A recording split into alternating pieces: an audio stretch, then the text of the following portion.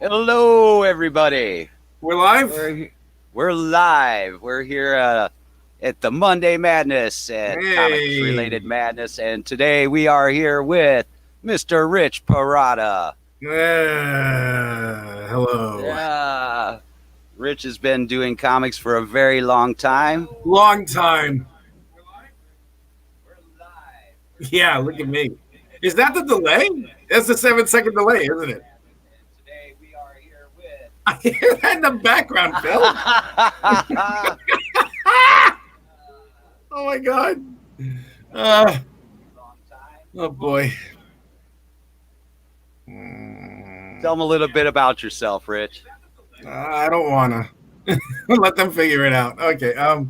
I'm not gonna be selfish. Let me think. All right. My name's Rich Perotta. Hi. Hello.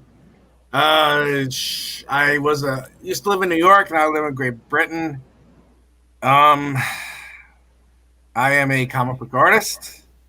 Have been one since the mid to late '90s. I worked my very first art job was Marvel Comics, and I was an anchor for just about every title you could think of. Did that for 10 years. Stopped for a while, and then went to DC Comics. Became an anchor there for a couple of years, and I decided, you know what? I'm tired of inking, so I decided to become a penciler who inks his own work, and it turns out I'm pretty good at it. At least I think I am.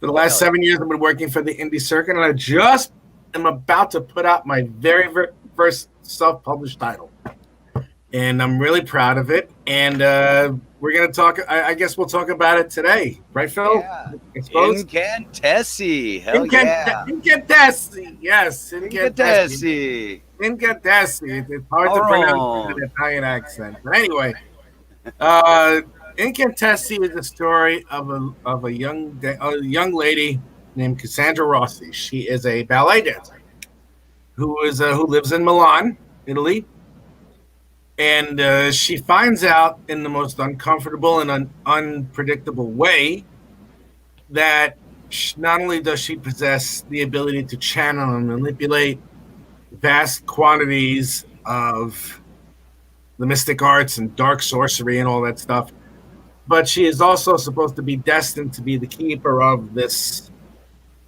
group of exiled from their bodies sorcerers called the Wrath. Now, this stems all the way back to like the times of like the witch hunts and all between the 14th and the 16th century. The Wrath, the Incantessi were actually a group of witches who um who were always continuously, they were always continuously persecuted, killed, hunted, and all that stuff. Yeah, that's a double page spread. That's some fun stuff. Yeah, that's my art. That's my art. That's my colors. All that lovely stuff. And what happens with that was the Wrath are a small section of the Incantessi who branch off and they start striking back against the people who were trying to kill them. But they get a lot of bloodlust into it, so they wind up just killing everybody arbitrarily as much as they can. So it would be within a month, all of Europe would be dead. So the very few Incantessi that were left, they channeled all their abilities into one person, and that one person extracted the souls out of all the people who decided to join the Wrath and throw them into a pocket dimension where they could never, where they'd never be able to do anybody harm, because you can't get rid of soul energy. You can't destroy the souls or anything. But at least they didn't think that you were able to. So they've been in that particular pocket dimension / prison for the past 5-6 centuries. And Cassandra is the latest person that is now destined to do that. But the problem is that we don't know if she really wants to. So the caption is: will Cassandra embrace her destiny, or will she be consumed by it? And the story Interesting. that I have is going to be it's not what you usually expect. I And you wrote it. actually, I'm sorry. I'm the writer. I'm the artist. I'm the colorist, and I'm even the letterer on this thing. Yay! yes, the whole package deal, man. Oh God, yeah, I know. It was the most fun time I've ever had putting anything together. It really was, because you learn so much, and not so much cut corners, but you learn how to like make things more efficient, especially if you're doing it for yourself. So It was a Right. lot Yeah. of fun. You got to A lot of wear all fun. the hats. You got to wear all the hats on that one. Yeah, I have no problem with that at all. I mean, it's like there will be a time when I have enough money that I'll be hiring some people. Hint, hint. But it's just like, oh man, yeah. And I did this. I did this all last year. Yeah, I did this. When did I start it? Started it in May or something like that of last year, and it only took me a long time because I had some stuff I had to take care of, and I just moved to Britain at that time, and yeah, I had cancer. That was fun. Which That was thankfully you've gotten through. well on Thanksgiving Day. I was told that I'm cancer free. That there's no that they scanned everywhere, even my nuts. So it's like they did a PET scan of every part of my body where they would find cancer, and it's for a guy my age. So it's like, let's scan his neck where he had the cancer. Yeah, I wish on some of my old Facebook posts I have like a picture of the scar. Oh Oh yeah. man, Yeah. that's dude. I shit you not. They had to cut through my neck muscle. It's like they went and they pulled that shit open, and then they reached in and they're like, here we go. Here's your fucking lymph node that had the cancer, even though we tried every other place that we didn't know where it was. So they finally found it after, I don't know, 2 or 3 exploratory surgeries. That was yummy. And yeah, but it was worth it because on Thanksgiving Day, they told me that I didn't have cancer anymore. Hell yeah. Yeah, man, I got lucky. Now, Very lucky. was that something that really inspired or motivated you on to be doing the book? Well, yes and no. I mean, I wanted to do it anyway, but I think when I found out, I wasn't thinking, "Oh God, what am I going to do? I better get this done before I die." It's like, let me just do it. Let me just do it, whatever the hell it is. Let me just friggin' do it because not so much that I didn't think I was going to die at all. I didn't have that sense of urgency for some reason. But I just went ahead and just was like, you know what, fuck it, let's just do it, and I did. And it's what you see here. You've seen the book. Yeah, it's awesome. You've seen it. You've seen it. I was gonna say, it's like after you're doing everybody else's projects for them for so long, it's got to be like just a great feeling to get your own book out there after all those, because I know you've worked on many, many, many projects, man. Yeah, it's nice. Well, it's like I see how easy it is for I see how other people are doing it, and I'm just like, well, I have a bachelor's degree in English creative writing. Why aren't I putting together my own thing? It was like, and I didn't know what I was going to do. I mean, for all that time, I was like, yeah, I'll do it. I just haven't figured out what I was going to do yet. I don't know, blah, blah, blah, blah. And there are a lot of independent studios that they wind up doing that. That's like forgive me, but it seems like a lot of them are like a midlife crisis thing. Where it's like, they draw on like the style of the 90s or something like that. And I'm like, it's not terrible, but it's. But you haven't stopped since the 90s, man. Yeah, I know. What? When did you start? When did you go into Marvel? Truth? You really want to know when I fucking started at Marvel? Yeah. Oh, God. Here we go. 1994. 94. Dude, over 25. I've been a professional comic book artist for half my life. More than half my life. I started young, very young. And, yeah, I started at Marvel in 1994, and I worked until 2004. I took a few year break. I got married at that point, but then I started again in 2010 working for DC, and I've been at it ever since. It's been 11 years there, so it's like I cumulatively 20 years. Awesome. And what kind of titles did you work on over at the Marvel DC arena, man? Oh God. X-Men, New Mutants, Iron Man, a little bit of Avengers, Thunderbolts, Marvel Team Up, Wolverine, Cable, Deadpool, Oh God, there's so many, as many as you could possibly think of. Really, to be honest with you, Spider Girl, Spider Man, X Men, X Men Annual. Jesus, Fantastic Four, Gambit. Yeah, I don't even know. Yeah, you get so many under your belt, you lose track a little bit, man. Yeah. Well, one time I was at a convention when I was living in North Carolina, and some guy comes up and he pulls out this encyclopedia wad of like books and he plops them on my desk nicely, of course. And he's like, "Hey, can you sign these for me?" And I'm like, "Sign what?" And he hands me these books, and it turns out some of them have my name, all of them have my name on. I'm like, "Where the fuck did you find these?" Where did these come from? I'm like, I'm like, dude, I don't remember working on any of these. And he's like, "Oh, really? This was great." And I'm just like, "Oh, my goodness sakes!" So here I am. I'm looking at stuff, and it's like a trip down memory lane. Like, oh shit, I remember when I did this, and I'm like, scribble, scribble, scribble. It's like, oh, I remember when I did this one. I was like, "There's my name on RPE," and it was great. I was like, "Man, thank you." I remember each and every one of those instances when I did those pages, and I was just like, "Son of a bitch, that's amazing." And this is right at the time I started working at DC Comics. So it's like he just had a whole crap ton of Marvel books and a couple of Dark Horses too, because my actual first credit that I ever got in comics was in Dark Horse Comics. I was an assistant inker to Keith Williams while I was working at Marvel, and I didn't even do anything yet. But I asked Keith if there was, "Hey, look, is there any way you could put my name on the credits?" And he's like, "Well, I'll ask." So he gives me a copy. So he doesn't tell me anything for like a month or two, and then he hands me a copy of the comic, and it's like my name, and I'm like, Yeah. "Oh my god, my name's on the comic book!" Yeah. Yay! And I'm like, That first name credit is always awesome, man. "Oh, it's just worthy, I swear." It's And man, and Keith is so cool. So that had to be a great experience, man. Keith Williams is my second father. I love this man.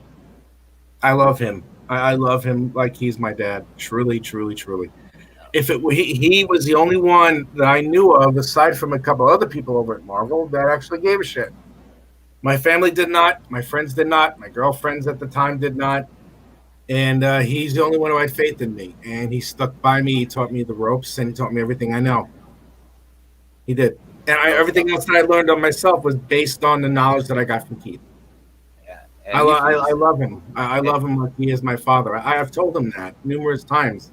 And he feels the same. I know that from the last Comic-Con. Yeah, I know. When we were having the networking issues, but he popped in. He's like, "Oh man, Rich isn't gonna be here." But yeah, he definitely feels the same way, man. He's a great guy.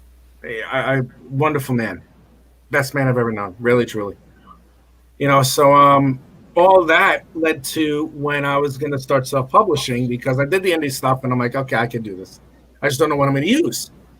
So this lovely Italian actress that I wound up friending on social media, her name is Sofia Broccani. Amazing, amazing girl. Really sweet. Broccani. Oh, she's so Italian, it's not even funny. She's got such a God. nice rolls off the tongue. She's great. She's funny as hell. Great. She's a very good comedic actress. She's really nice. And she asked me to do a commission for her. And I was like, all right. And I'm like, what would you like to do? And she's like, can you make me like I have mystic energy or like I'm a sorceress? And I'm like, all right, sure, why not? So I decide out of the top of my head, I draw her likeness, her face on it, but I also draw like the costume, blah, blah, blah. And I give her all this energy stuff and all that crap. And I don't think anything of it. And I'm like, well, I said I was going to send it to her, but I'm like, sending something from the United States to Italy is like $50. So it's like, let me wait a little bit before I can do it. So before I leave to come to the Great Britain, I'm where I live and everything. I'm looking at what I have, and I'm like, I have an idea. I'm like, it's popping into my head. And I look through the drawings and everything, and I find her drawing. And I'm like, this is this year, but it's early this year or early last year. And I'm like, I know what I'm going to make a comic out of. So all of a sudden, all these ideas just pop into my head. and it's just like everything just like pops in out of nowhere, and I'm writing this thing. And the only thing that I wanted to do was like, I messaged Sophia. I go, Sophia, I got to talk to you. She's like, what's up? And I go, is there? I'm gonna use this cat. Can I use this character as a comic? And she's like, absolutely. And I'm like, can I use your likeness too? And she's like, yes. And I'm like, oh my god, I'm gonna do it. And the whole story. Because who doesn't like to be a comic character, man? I mean, come on, especially if you're drawing them, man. Well, yeah, no, she loves it, and I don't know if she's gonna see this. I don't know if she's gonna see this podcast. Maybe she will, and I don't know if I should say it, but all right, I'll tell you a secret. What's that? What? Lean close so no one else hears. Yeah. Shh. I ordered prints of my comic book. I'm gonna get 10 of them tomorrow. Shh! Don't tell anybody. Okay. I'm gonna send 3 of them to Sophia when I get them tomorrow. Shh! Nobody tell Sophia. Shh! You heard nobody that. Tell Sophia. No, all right. Anybody in the audience right now? Nobody tell Sophia Broccani that I'm gonna send her 3 copies of the comic book that I put together. It's a surprise, so don't say anything to Sophia Broccani that I'm gonna send her 3 copies of the comic book that I printed. So shh. Hey, what is up, Ichthus? Thanks for joining us, man. Yeah, you heard that, Ichthus. Don't tell Sophia. Don't tell her. The book's Please coming, don't. Man. Surprise. Because she's probably asleep by now. She's an hour ahead of me at this point, so it's 2:00 in the morning over in Italy at this point. Well, close to 2. Yeah, it's close to 2:00 over in Italy. She's an hour ahead of me, but no, can you scroll through? You have the We access sure to can. it, right? That's what we're gonna do. Yeah, sure could enough. you please? It's Yes. like yeah. This is some of the stuff that I've done with this thing. It's like, ooh yeah, oh yeah, yeah, brother. Yeah. A lot of the stuff is just, it's like I had so much fun figuring out what I was gonna do with this, and I can't tell you how many pages I had to redraw. Oh my goodness gracious me! I'm like, You redrew. No way, not you, man. Oh, no, I did. I redrew about 5 or 6 pages on this book, and I had to add a couple because I wound up taking away a few of them. Oh man! No, I had so much fun doing it. I really did, and it's like I've already plotted out what I'm going to do for the foil. That's fun. I love all that little bits of splatter and everything. This page is nuts. Nuts. I love it. Oh man, look at that craziness. Now, what is that? Is that like some dimensional cosmos forces coming out of the mouth there? What's happening is that the one, you see, she hasn't reached her absolute full potential yet, but she's going to get there pretty soon. And that's what's going to drive her a little bit crazy, because it's like before she was like, here, I'm just a dancer in Milan, and all of a sudden I hold all of the universe in my hand, and I can't fart the wrong way or a galaxy will explode or something. I mean, she's not a Mary Sue. She's not all powerful yet, or whatever it might be, but it's like her power is burgeoning, and she's, I can totally relate. Itchy, yeah. You can totally relate with redrawing panels. I know. And this monster, I mean, you have to read the story to do it. Thank you, Comic Book Black Belt.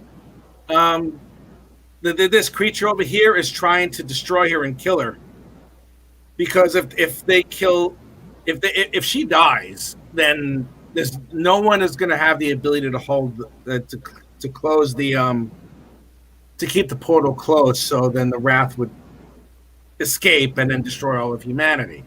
And this creature is a possessed human from the wrath, and it's trying to kill her. And they don't realize how powerful she really is. So it's like he's using whatever force he has, and he's hitting her with it, but she's deflecting it.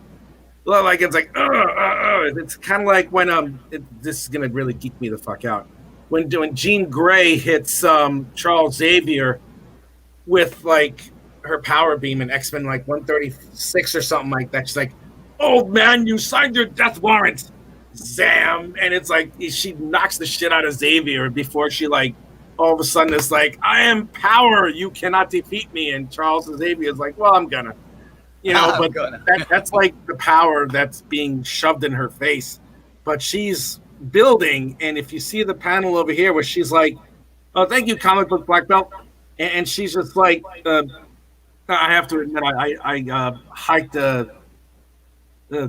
thank you, Itchy. I appreciate that. The Kirby Crackle. That is Kirby Crackle. Kirby Crackle, man. Crackle. And over here, I for all you youngins out there. I know, right? She stole a line from The Watchmen with Dr. Manhattan. She's like, monster, go away and leave me alone. And he's like, it's time to die. Like Cell would say, like, time to die. and then she's like, I said. And then when you see that big double page spread where she like, boom, like you had that up there. No, not that one. That one sucks. No, that's one of the ones I drew. Go away. That's one of the ones you drew. Yes, you drew many of them, didn't you? Where's the color one? The one you had where she was just like, with the purple. Hold on, let me find it. Don't whatever you do, don't show the nudes. Okay? Don't show the nudes. No, that's not that one. It's here we go. Dude, where is it? Oh, it's right there. The first one. First one. There we go. First one right here. On top, it's under all photos. That one. Yes. And over here, the lettering is like, I said, leave me alone. And I took like a Teen Titans energy signature. It's like scream, and the monster can't say anything because he's being like destroyed. And in the next panel, the next page, like you see him flying out of San Rafael Hospital, and he's like all dust and shit. Oh man. And it's a nice culmination of the whole thing, but you have to read the whole thing first to see why it gets to there. And it's so much fun. I love the graphic layout of this, the way you've got everything layered through there. Oh, yeah, man. This was an exercise in Photoshop skills. Oh, yeah. Truth and power, because it's like, how am I going to do all these special effects? So I had to actually kids, YouTube is the best place to learn how to do Photoshop. Shit you not. Because it's like you could find just about every single tip and trick you need to do anything in Photoshop, just the basic stuff. And I found a link here, and I found a link where it's like, here, this is what you got to do if you want to produce this type of effect. And I did with the whole purpley thing and stuff like that. I'm like, oh man, this is really cool.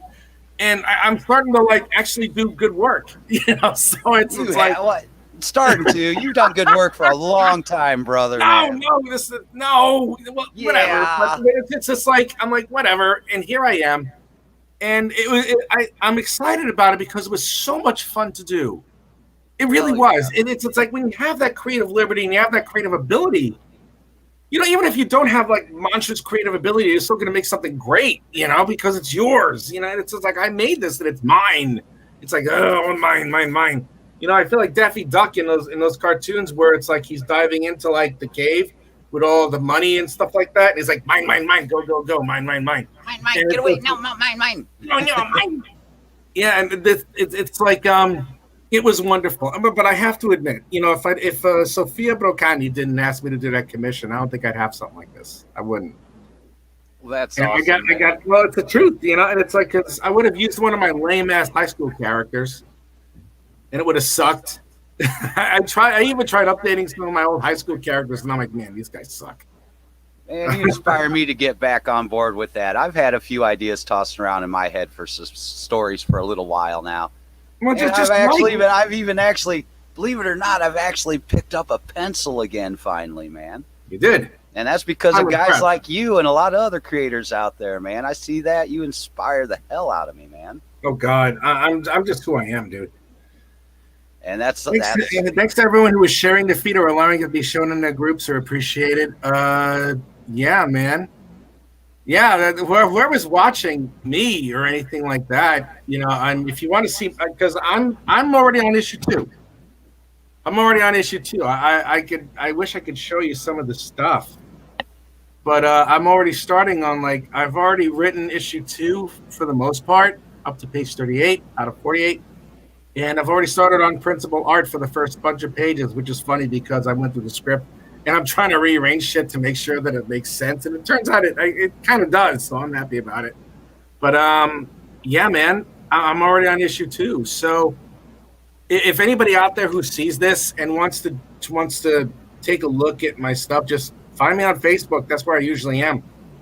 And send a friend request or follow or whatever, and it'll give you a link to the Incantested page. Should because Rich he posts up some awesome live draws. Oh yeah, those things are fun. Those are fun. Oh my God, Rich those are is so much fun to watch draw, and those are hilarious. I cannot believe how quickly you can get that stuff done, man. I mean, you are a machine. You're a machine, Rocky. Oh God, no! Sometimes I feel like Bert Kreischer, like the machine. I'm like, you're the machine, instead of just like the machine. So, have you ever thought about maybe you were talking about YouTube and finding all kinds of stuff to do with how to work in Photoshop and everything? Have you ever thought of maybe just doing some live drawing, like kind of training sessions, kind of giving people little hints and techniques and stuff? Yeah, I mean, well, I'm more. I mean, I could, but it's like I'm centered on this at this point, and I mean, I do have the secret. I have other assignments that I have to take care of, and for me to do something like that, I would have to be monetized because I mean, it's like I don't have that much time during the day in order to do it. Because I am married. I do have to spend time with my wife at some point. Would be nice. Yeah, most definitely. Yeah. And do you have a Patreon up where people can? No, not as of yet. I mean, for me, it's just it's like I'm really not too sure how Patreon works, and then again, I never really tried to do it.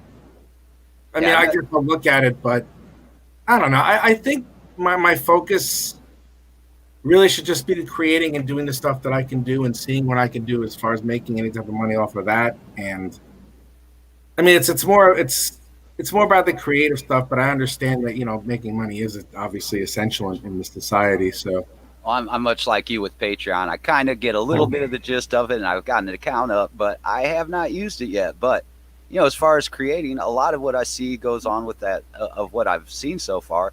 You're doing your creating process, and it's just a little extra area where they can go and see what you're going on, or maybe you release something on there before you actually would, like on your other social media and stuff, and they get like, just a little behind the scenes goodie that nobody else gets to see right away. And it's a way to support us artists. So I think that's definitely an option, which I'm going to actually look into myself also. And I suppose, but I mean, for me to do anything like that, I need a following of at least 1,000 people, if not more. And I'm not even at 500 as of yet, to be honest with you. Hey, look! Hey, yes, Pops is here. What's up, guys? What's up? What's up, man? How you doing? I just wanted to apologize to everybody. I got a few things going on behind the scenes, trying to get tonight's drawings put together for the madness. The 2000 drawing and the other one, trying to get them put together so we can do them later in the evening. I see that Phil has some other guests in the backstage area, so I'm not going to take a whole lot of time. January 30th, you know what's going on. Rich is probably going to be there, CromCon Europe. We're going to do it earlier in the morning so Rich doesn't have to stay up till 2 in the damn evening. No, dude, I have no problem staying up. This is fun for me, truly. No, I'm just saying we're going to do CromCon. I'm going to come out here till 7 o'clock in the morning so you guys can have a regular day event in the UK. That's up to you. You're going to be out there prime time. You're not going to be out there at 2 in the morning. That's what I'm saying. Yeah, no. I'm gonna take you guys a little bit in the next one. So that's funny because the Kickstarter I have a Kickstarter coming up and it's going to start February 1st, I think. See, that's the next 2 days after that. So I think I should do it then. I gotta see. I don't know, but yeah. What's the audience think? Everybody chime in. That's a Monday, right? I'm sorry. February 1st is a Monday, right? I think so. Phil, are we going to do another Monday Madness with Rich and do a launch party? I don't know. Might have to, man. I think that might have to be a thing, man. All right. Oh God. Okay. All right, you know, Rich is like, what have I gotten myself into? I write that stuff down because I'm real busy right now. Phil, make a note of that. We'll talk about it in a day or two. Oh yeah, definitely. Okay, so January 30th, PromCon. Yes, I'll be there. PromCon Europe. PromCon Europe. Holy Yes. shit. And that's kind of Which cool. is like what we got people like Lucifer Yeah. Storm. Hey, who do you got for the European? Who do you got for your European show? We got Glenn B. Fleming putting together stuff. He says he's got a few people that have already told him that they're down. We got Lucifer Storm, Lady Satan. You know who I'm talking about. We got some people. It's going to be a good time.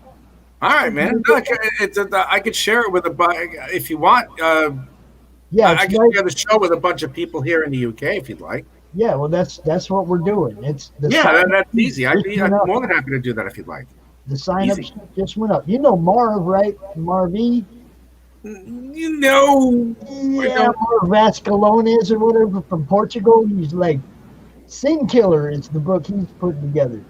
Oh man, I don't know. Oh yeah, it's look, PromCon is gonna be a show, bro. Gotta give up the love to the European comic artists, man. Yes, I know. That is my favorite field, man.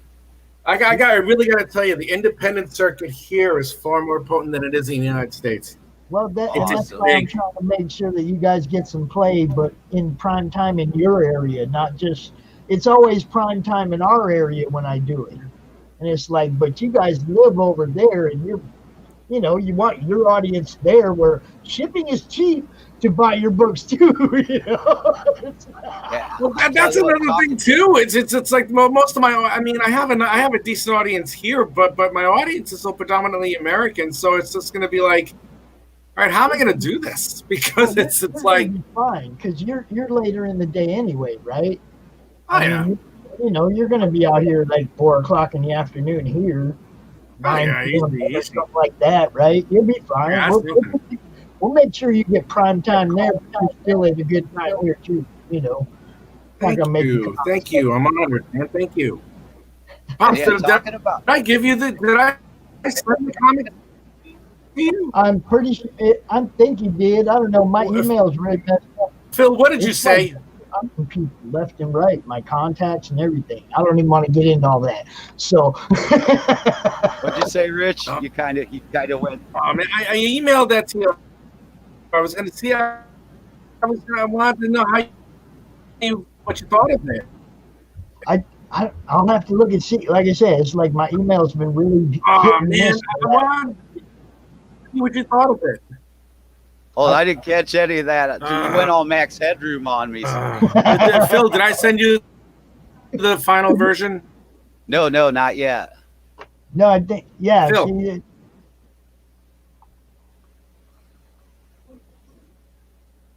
We got a little bit of a delay going. Is that just me, Pops? I'm like in and out. No, that's okay. Where did Phil Leone go? I'm here. This sounds like they got you so slow. The streams got you so slowed down. It sounds like Phil. Did I send you a copy of it? All right. Did he send you a copy, Phil?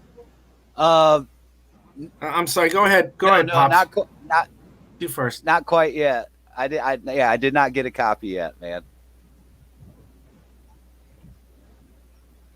Delay. Did you hear him? Did you hear him, Rich? We got a little bit of a delay going on, Rich. He said he did not. He said he did not get one.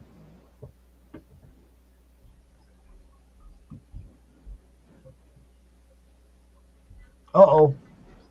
They're doing it to you again, Rich. Oh, boy. Hold it there. I think we got. Yeah, and the scrolling link on the bottom, that's the page. That's the page. All right, cool. Cool. I'm gonna get out. I'm gonna get out the way, Phil, and let you go out with your next thing. I just wanted to make them announcements. We got Michael Watson coming out at 9 o'clock, and I want to All try to get. right, I gotta send one. I'll send one to Rich, you, and I'll send it to Pops again just so you can Rich, take a look at it. it's always good seeing you, Rich. You know that. I'll talk to you later, bro. Okay, we'll catch you. We'll catch you, Pops. All right. All right. Let's see. Yeah. Oh boy.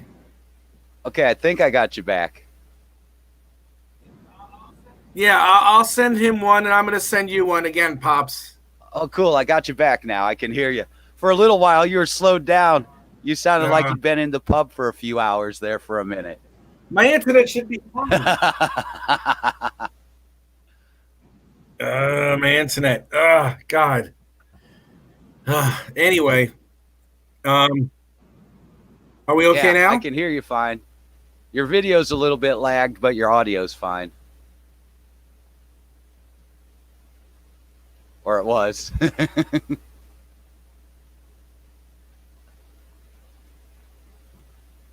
Hey, I'll tell you what, Rich. Yes, sir. Okay, there you are. The pleasure's mine always, man. Well, hey, if Thank you want to, man, you can Thanks, man. I appreciate it. Thank you. what you can do if you want to. Phil, you there? Yeah. Okay. Are you good now? Yeah. It's kind of off and on, but yeah, I get you. Do you? Yeah, I get the voice. Your video's a little bit laggy. If you want, man, if you wanted to pop out and then rejoin again, that would probably solve it.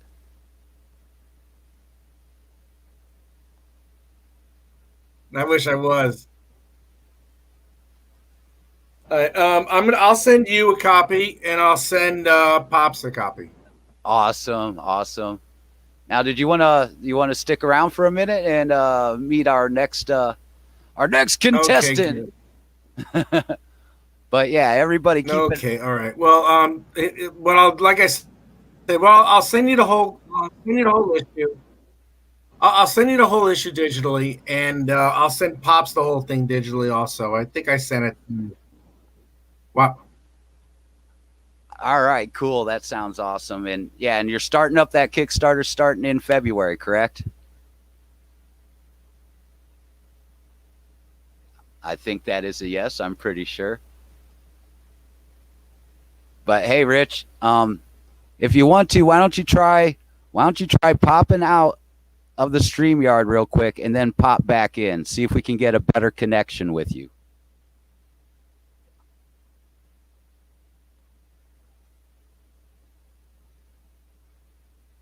All right. Well, a little bit of technical difficulties there. It's never comics related madness without a little madness going on with the technical issues, man. And that's Rich. We'll see if Rich can pop back in. But yeah, make sure to keep an eye out for Incantessi. It's going to be an awesome book. He'll have a Kickstarter running here real soon, beginning of February. And it sounds like we're going to bring him back in on a Monday right before that on the madness so you can hear a little bit more about it. And hopefully we'll get a good connection with him and we'll be able to continue on with it. Right now, what we are going to do is we're going to bring out the next contestant on The Madness is Right. Okay, we also have tonight with us, we have Mr. Dave Summey from Naked Cannibal Campers. Hey. And we also have Mr. Vince Atkins from Naked Cannibal Campers. How goes it, guys? Great. He's in the canopy again. He's in the canopy. You got those Mai Tais going again, Vince? I'll take that as a yes. No voice. We're not hearing you, Vince. Do you have your microphone on? Yeah? All right. Well, you can hear me, right? Yes, I can hear you. Yeah. He said, keep talking. Well, let me go over here. What's up, guys? Hey, everybody. What is up, Dave? Hey, not much, man. Not much. I'm How's enjoying it going? life, I guess. imagine pretty good, seeing as how I took a look over at the Kickstarter here recently, man. Yeah, I want to thank everybody. It's moving pretty good. Vince expected this, but I was the nervous one, and I think we're doing really good. Oh, look at that. Oh, what is that for, man? Yeah, if you go to Naked Cannibal Campers You Kickstarter, mean like that? like that right there. Just like that, man. Yeah, that's one of the pledges that our buddy Phil colored, and you can have your face in that crystal ball and print up one of one. Oh yeah. Imagine your face right there with the witches getting ready to get you there, man. I'm pointing at it right now, right there, right Right there. there. All right. So why don't you tell them a little bit about Naked Cannibal Campers, man? Naked Cannibal Campers is about a movie. It's a movie adaptation, or it's adaptation of a movie. The comic book is, and the story goes that there's rumors in the woods about a coven of witches going around eating unweary campers, and they're killing them and then eating them, and they're taking their essence and keeping them young. But that's about the movie premise of the story. But what we got is we're taking it further, and you're going to learn a lot more about them. Some cool things about them. We're taking a B-rated movie, a low-budget movie, and we're going to it's a good movie. Don't get me wrong, it's a fun movie. Oh yeah, it is. It is. Yeah. Get you a couple of drinks, and by the way, there is. I'm surprised, with the, when you have, because when you're doing an indie horror comic, you can't work on a big budget, but for the budget they had, my God, it was pretty darn good, man. It's a fun movie. It is a fun, funny, horror kind of movie. 70s, 80s, kind of schlocky B movie with humor in it. Like, I love that in a horror movie. I love when they add the humor aspect in there, Evil Dead or Return of the Living Dead and stuff like that. I love those bits of humor in with the horror movies, man. And you're all, I'm not hearing you, Dave.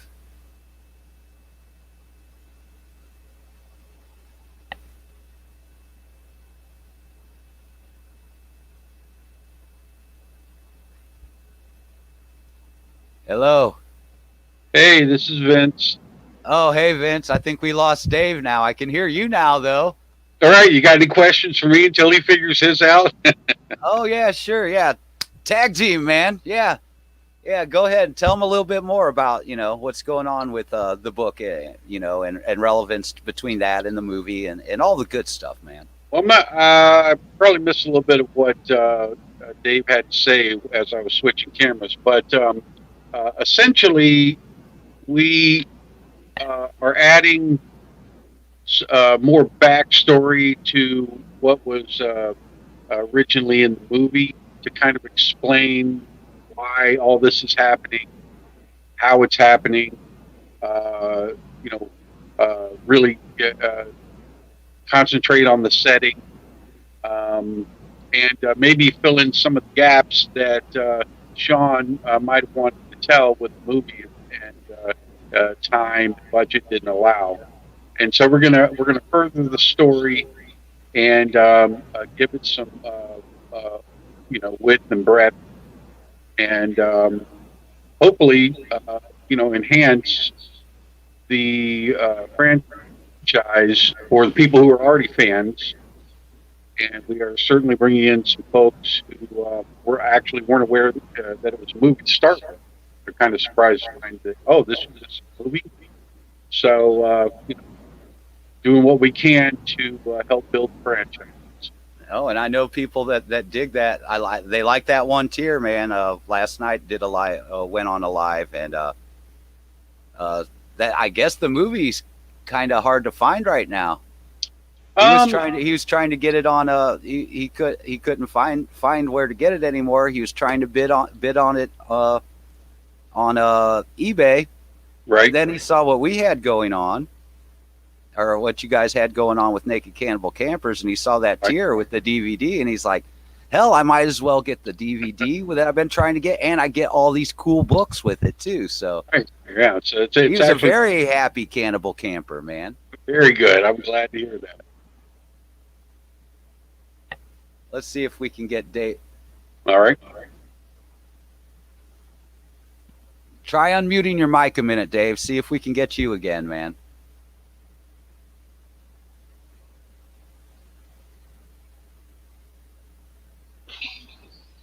Hey, Dave, not There you. I think we got you back. I'm back. All right. All right. Maybe the internet's just being weird tonight, man. My headphones died. Oh, okay. All right. Yeah, I didn't charge them. So I didn't hear what Vince was saying. So whatever he's saying, I'll agree with. It's the same thing you usually do. You guys got that down. You know what you both are thinking. Yeah. I was saying things, and Vince and my mic went out. I was praising Vince. I said he's the brains of the campaign, and I'm the guy who screws everything up, and we have to redo everything. So he'll write something, I'll draw it all wrong, and so we rewrite it to fit my drawings. It's pretty cool. We got a good communication going. Vince the mastermind. So, this is amazing. I mean, this is our second book, but me and Vince has been around the business for a long time. I've been a fan of the business and also doing artwork for a long time. We learned from Travis. Me and him went through a bunch of Kickstarters and we looked at things. I mean, we're not perfect yet, but I think we're producing a unbelievable book. My first book that Vince helped me on, he was the editor. We made a real quality book, and it was a real good story, a very unique story. Me and my daughter came up with the premise, and we created this book, and we took that knowledge that we learned from everybody in the business. I've asked 100 people, thousands of people. Vince has probably talked to 1,000 people to come up with what we have now. We have a lot to learn, but this here is we're giving out the best we can do, and we're trying to give every customer the best, quality stuff that we can produce. And we're hoping to exceed their expectations with this. Oh, I think you are. I think I see it going that way. Look at that goal already. How many days has it been? It's actually hit a little it's 9 days and hour and a half. 9 days and an hour and a half, and you've already doubled what your pledge goal So we was. hit 10 days. Yeah. We hit 10 days, but we're only an hour and a half into 10 days. Well, hell yeah, man.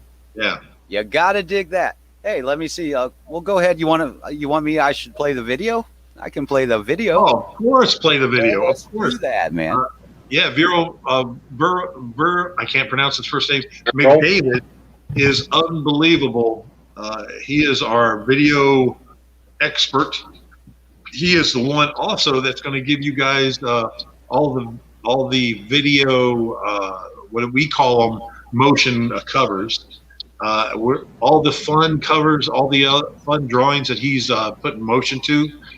We're going to send I don't think we sent all of them, but we're going to send one of each to everybody.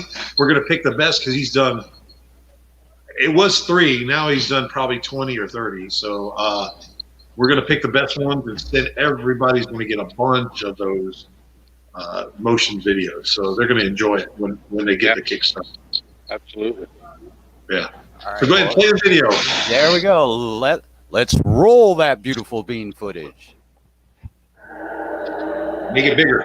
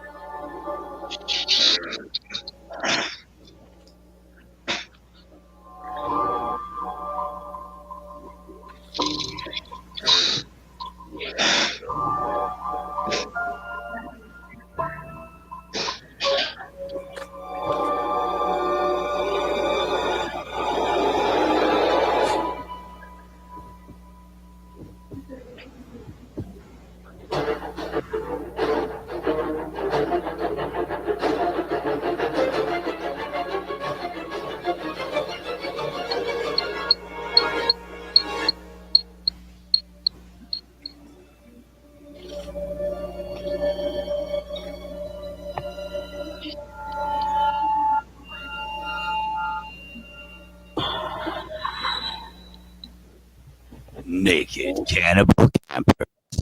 Oh yeah. Don't miss out. Yeah, don't miss out on this because it's going to be a fun ride. We're all set up for 3, but we have plans for many. So our goal is 3 comic books, but it's going to be a ride bigger than the movie. We started out like the movie, but we're not going to end like the movie. We're going to take it further and deeper. And matter of fact, we're inspiring Sean, is the owner director, and then we got Chris. We're inspiring them to maybe do Naked Cannibal Campers 2, the movie. So, don't miss this because you're going to be on, this is going to start a whole new thing. It might be Naked Cannibal Campers 3, 4, 5, and 6 movies. But right now, this is inspiring and pushing the movie even further. We had only 50 copies. I think, Vince, how many we sold so far? Last I looked, it was 9. 9 copies. 9 of the Blu-ray and Blu-ray cover variant combos. So yeah, we got nine movies, or we got 9 movies sold and 9 variants covered. We are trying to have some kind of all kinds of unique stuff. I'm going to apologize. We just broke 4,000. Our stretch goal was 4,000, but we are creating tarot cards. I have, as we go, actually, I have 4 created, but I haven't colored the 3 of them. So we are going to color them and put them on there, and by tomorrow, the next day, if we reach 5, our next goal is 5,000. For the next tarot card, we have 4 created, but we have many to come. So if you want to scroll down, now the first tarot card is not a tarot as a normal tarot card. It is a creation of 2 or 3 tarot cards together. That is it right there. Suki's tarot card is our tarot card only. The other tarot cards are going to be based on tarot cards, other tarot cards. But that one is an original. And pretty much all of them are going to kind of be a blood theme to it. So the next one has been reached. So I think it's Minerva is the next one. And then each one of the characters are going to have their own tarot card, and then after that, we are going to be very unique and put different ideas into each tarot card. So this is our fun time where we're creating something fun for everybody. It hopefully will stretch it out between this Kickstarter, the next Kickstarter, and we'll come up with maybe a whole set eventually. But we're trying to have fun with this. It's something everybody will enjoy. They're mini tarot cards. They're not like as big as, like, some tarot cards are big as a phone. Right. So they're going to be like in between a regular playing deck and a full size tarot card. Yeah, they'll be a little bigger than this. They'll be like maybe like a little bigger than a playing card. But that's what's fun about they're mini. Because you're going camping, you don't have room when you go camping. You always have to have something smaller. You got to have, and also when you go camping, you always got to have games. And of course, we make sure when you go camping, even though you're going to die going camping, we're going to make sure you have games like a domino set. Everybody's got to play dominoes. It's a domino set. Naked Cannibal Campers domino. Let me get it right here. Naked Cannibal Campers domino set. Nice. Blood red, comes in this beautiful carrying case, slide out drawer carrying case with the design work. And, everybody's got to have games when you go camping. So we're going to have that as only 10 was available. Yeah, there's only 10 available, and I think 2 of them are sold now. They're already gone. Yeah. 2 have already gone. So there's only 8 left. So this one's mine. You can't have this one. All right. So also one of the tiers, Naked Cannibal Campers, the Blu-ray. The Blu-ray. Oh, Blu-ray. This is a hot commodity right here. All right. So yes, we have only 50 of them, and they are going fast. So you got 19 days.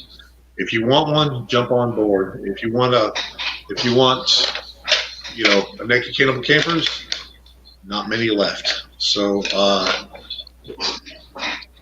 Oh yeah, we got Jim O'Reilly. He's digging it. Very, very good, accomplished artist, man. He's digging on you guys' stuff there, man. thanks, man. I appreciate it. Yours. Hey Jim, thanks for stopping through. Thank you. But yeah. Also, what I'm doing is that we have an unbelievable artist too that wants to join our team. Tim Vigil. Tim Vigil is, if you don't know who Tim Vigil is, what do you say, Phil, if you don't know who Tim Vigil is? Who doesn't know who Tim Vigil is, man? It's shame on you. All right, so he does, he's the creator of Faust. He does horror. He does, Go ahead, keep talking. My Beautiful Wife is right there. No, but you're not going to show that. All right, so she's staring at me too. All right, anyway, so Tim Vigil's coming. My Beautiful Wife is right there. All right. Anyways, so so we want to make it sooner than later. We got it set up for. I think we lowered down to $10,000, but we don't want to wait till $10,000. We are. It looks like we might hit $10,000, but we want Tim's artwork now. So what I want to do is sell my artwork. Yeah, I was going to ask you about that. I see all that lovely art going on back there. What? I'm going to sell my artwork to make the money. So if there's something you see here that you want, message me. Actually, I think Phil, there's going to be a special thing that Phil's going to do for whoever wants. Who's that Phil guy, man? I don't know. That Phil guy is that one guy that you can't see. It's just a picture with a halo that vibrates when he talks. All right, so this here is my version of Black Canary. All right, if you like it, it's up for sale. It is. It's going to be a special deal that Phil said to help us out. He is going to color this, and you will get a print if you purchase it.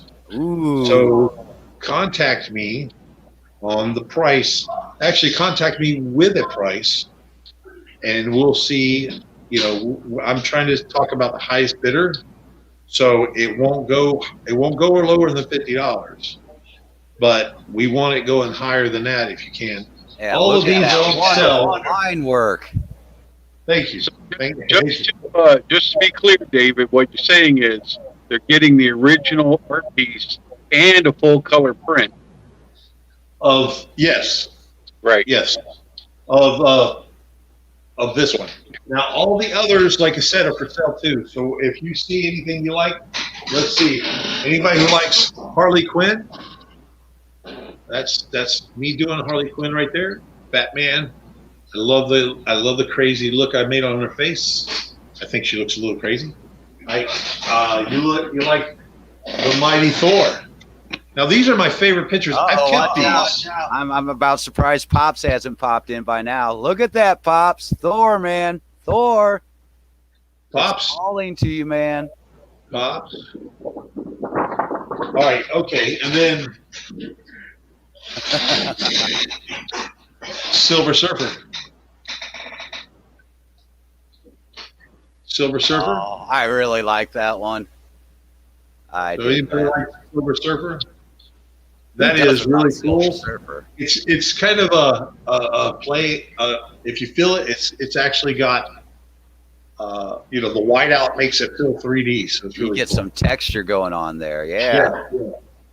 And then this is one of my. I'm a Batman fanatic, as you can see. I got a lot of Batman stuff. That is me drawing Batman kicking Joker's teeth out. It's about time somebody runs his smile. All right. And then, of course, if you like horror, you got Aliens up there, you got It up there, and you got my version. And I think there's one that's. Oh yeah, there you go. My version of Batman of Joker. He's a little crazy looking Joker. Jack. Of course, you got Hulk up there. So. And what was that one? You already have a bid on one, don't you? It's gone. Yeah, oh, it's gone. Oh, okay. Yeah, It's gone. See how good that stuff is? It's already gone, man. Yeah, it's Which gone. one was that, Dave? It was the original for Naked Cannibal Camper. I forgot what page it was, but it was the splash page. Oh yeah, okay. It was that one there. Yeah. Let's see. Oh, wow. Yeah, it's gone. I'll just show you something I did for Amanda Rachel's is in drawing 2 of our covers. She is also having a Kickstarter right now, so if you like, cool. If you like, I forgot what it's called, the circus. What is it called? Amanda Rachel's Kickstarter. Vicious Circus. Just for her helping us out, she is doing a 4-page backup story too. But just for us to helping out, I did a version of her character. Oh, that is cool. Yeah, I did a version of her character for her. I'm sending this to her this week. So, actually, I forgot her name. But anyways, I thought this was the coolest character. I was like, I got to draw her. Anyways, that is really cool. If you're Rachel, if you're Amanda Rachel's fan, I'm now her fan. So that is going to her this week, and so it might turn up somewhere in I don't think it's going to go up on her Kickstarter, but it might turn up somewhere later on down the road. So, but if you want some of this, let me know, because we want Tim Vigil, and I'm sure you want a Tim Vigil cover. If you let us know, we're going to sell this at a good price, really good price. So, let me know. Contact me as soon as possible. Yeah, not only is it some good work, you'll help get a Tim Vigil piece into the Naked Cannibal Campers camp, man. Right. And of course, the special one. Phil Leon will have a colored print. And when you buy this, it will come with a colored print, 11 by 17 also. Oh, an original and a colored by print. From that Phil guy, whoever that Phil guy, whoever that guy is. Yeah, So, that's we're going crazy on this thing. We're trying to get it moving right along. We got some cool things coming up. Vince, do you want to tell them about the cool things we're adding on? Oh, okay. Yeah. We got tonight. I'll be adding the original artwork for Javier Lugo's Naughty cover. Oh. And so that's going to come with I went ahead and added in the nice and the naughty variant covers, books with that, since we did that on the nice version. So if you decide that you want to buy that piece of original artwork, it's going to come with the nice and naughty variants, as well as 11 by 17 nice and prints of Javier's submissions, contribution, I should say, to our project. And you also get the all the way down, Phil, to the go all the way down. It's sold out already, the regular version, but the naughty version is coming up next. Right. All the way down to the tiers. Yeah, it's towards the bottom there. Yeah, very bottom. It's already sold out. So it'll be at the bottom. But anyway, so that's something that's going to be added. And what else? What else was it, Dave? We are going to take. I think we talked about taking. Was it Veronica's drawing of Minerva? So we also are going Keep going, to be. keep going, Phil. We Keep also going, right there. there it is That right one there. there. No, back up. There. Right there, the sold out one. We have the naughty version of that. So it'll come with everything that one has, but the naughty version original piece. Right.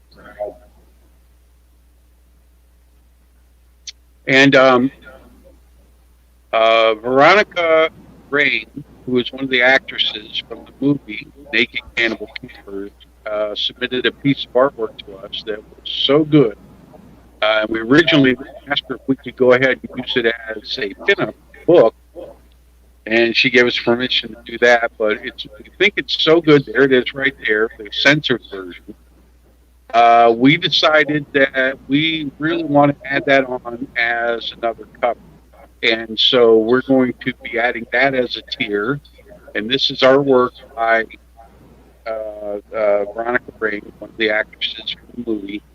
And it's pretty much a self-portrait. She, as you can see, does fantastic work. And all the covers that are going to be on this tier will be signed by Veronica. So they'll be shipped out, signed by the actress. And also, if you want us to. What's that? What was that, Dave? I said it'll also be signed by me and Vince too. Right. You know, it'll be signed by all three of us. Yeah. But Veronica, the actress, on will that. sign it.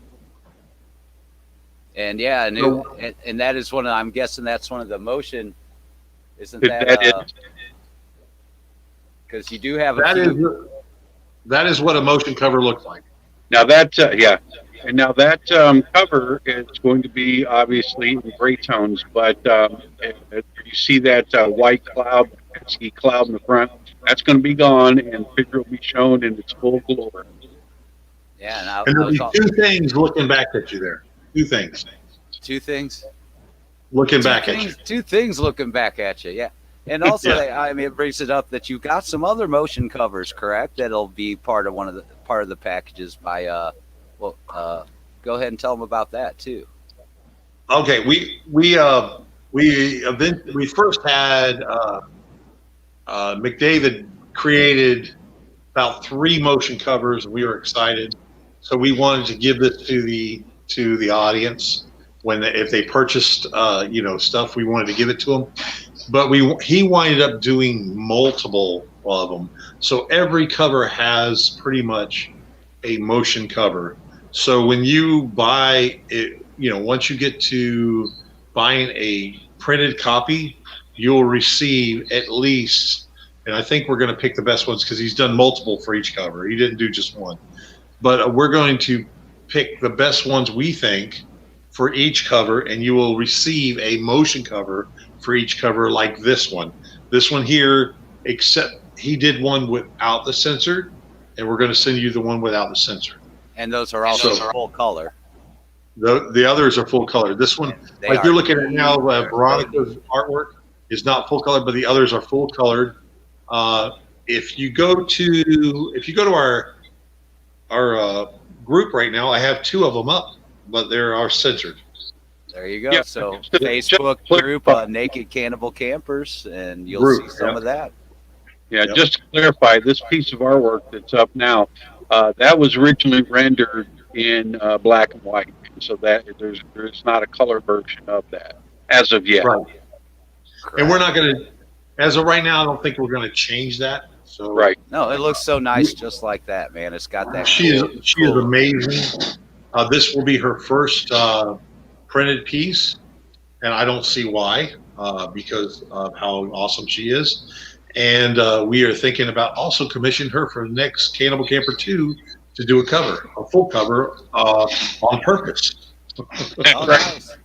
And that Yeah, brings me to what do you guys got what do you guys got coming down the road then when it comes to you're obviously working on a new Cannibal Campers issue 2, and yeah, go ahead and tell them a little bit what you got on the horizon going.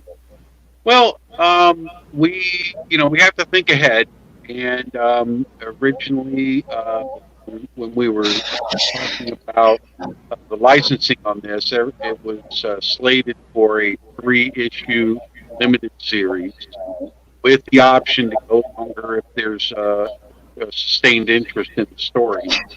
And so commensurate with demand, we it could just keep going. And I feel pretty positive about this one because it's getting a lot of interest and it's kind of snowballing. And anytime you tell somebody, oh, yeah, what are you working on? Well, I got something going called Cannibal Campers. Whoa, what's that? So that just the title piques a lot of interest, and I think that's really something the franchise has going for it. Is just the title. It's just so catchy, and people really they pay attention when you say that. Right? Yeah, definitely. I know that's gotten some attention. I've been on a few shows, and as soon as I go to show them some color work, and they're like, "Nick, hold it, stop! What's that? Naked Cannibal Campers? What's that, man? I got to see more." It's like, well, let me tell you where you can find some more because it's out there and it's waiting for you. Yes, thank you for promoting it for us. That's awesome. I really appreciate your involvement. No problem. No anyways, problem. We have ideas about where this whole story is going, and everything's not in concrete form yet, but it's plotted out as for the first 3 issues. Have a definite endpoint for that story arc, but also, of course, it's going to be a cliffhanger so that if somebody, people keep wanting more, well, we got somewhere to go from there. Well, hell yeah. We're definitely going to keep it moving, and it's going to be. Our goal is to have the story just as good as the artwork. The artwork good as hopefully just as good as the cover work. I know you just had a gentleman on. We are in talks with him maybe to do a cover. We'll have to see if time goes on. And maybe Phil coloring it. Oh yeah, what a Rich and Phil team up! Oh my gosh. Yeah. So we are working into many different areas. Right now we're enjoying what we got. Everybody's enjoying what we got. We have a little more added to it. We're going to, like I said, we're adding 2 new covers. Veronica is actually finishing up her regular cover, and we are going to actually add her probably next week, her original cover to the tiers. So you can get Veronica's original cover artwork. Awesome. Let's see. We got some people. Not Veronica. I'm sorry, not Veronica, but Rachel's original cover. So we're adding. Yeah, Rachel is going. We're going to add Rachel's probably next week. Amanda Rachel's. Sorry, she's got 2 first names. It's a little different sometimes. Amanda, yeah, I told you he's the brains. So I'm bad with names. All right, so Amanda Rachel's going to. We're going to get her original cover, her original artwork, and we're going to put that up as a tier. And then we got, like I said, then we got Veronica's original artwork coming up and do it as a tier. And actually, Chris Hall is doing a painted tier, another cover. It's a Chris Hall special. He is taking photographs and manipulating them and then painting over them. And then he's creating, it's not there yet. Yeah, but I was just showing one of the Chris Hall painted ones, man, because it's just so you nice, passed it up. You got it. Yeah, that's the wraparound. Wraparound cover. Yeah, there we go. Yeah, Look at that is the page. That is page 10 and 11 of the comic book. Oops. Yeah, that is page 10 and 11 of the comic book. And we made it a wraparound cover. Chris Hall colored it or painted it, and we made it a wraparound cover. Nice. So, And that's also the cover if somebody wants to get their picture put in on a crystal ball. They got the other one there, which we just sold a few of those. So those are going. There you go. There you go. Full size. Yeah, that is going. 'Cause I actually got a copy of that, so I can do that. I can pull that one up big screen. Whenever you want.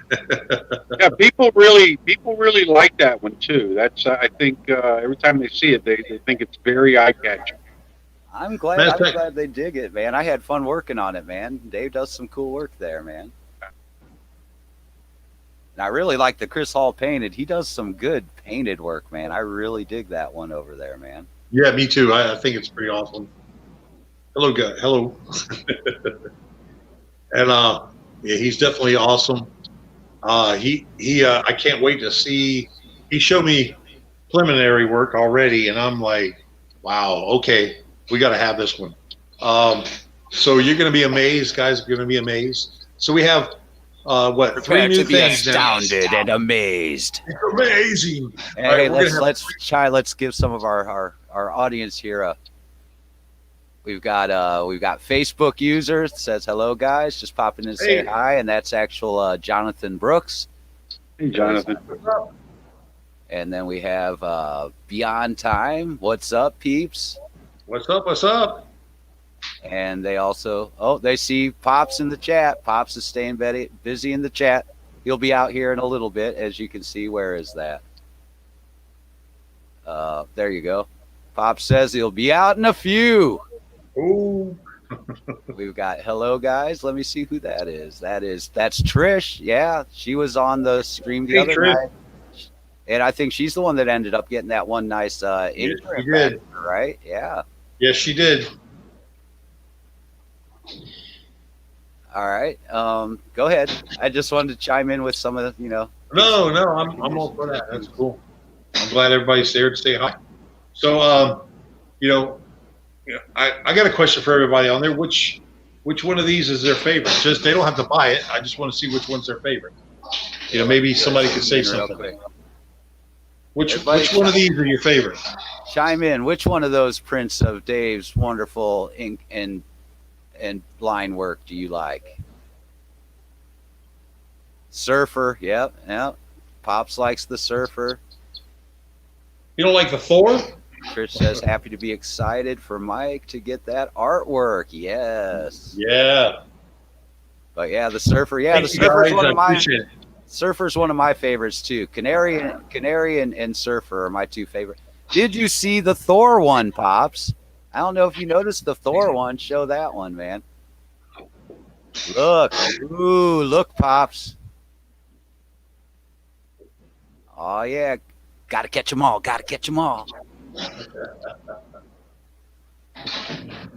So,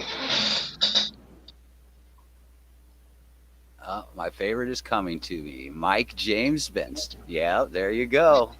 congratulations, man. Congratulations. Thank you. And Trish says it's Harley that she digs the most. I like that too. With Batman behind him. Harley thinking she's going to hit Batman, but Batman kind of comes up from behind. Oh, yeah. Yeah. All standing behind her, all stoic. Stoic. She doesn't really care yet. How Like, I drew this. Go ahead. What was that, Vince? I said she doesn't stare. She's like, I'm totally going to get away with this. Maybe not. Yeah, there you go.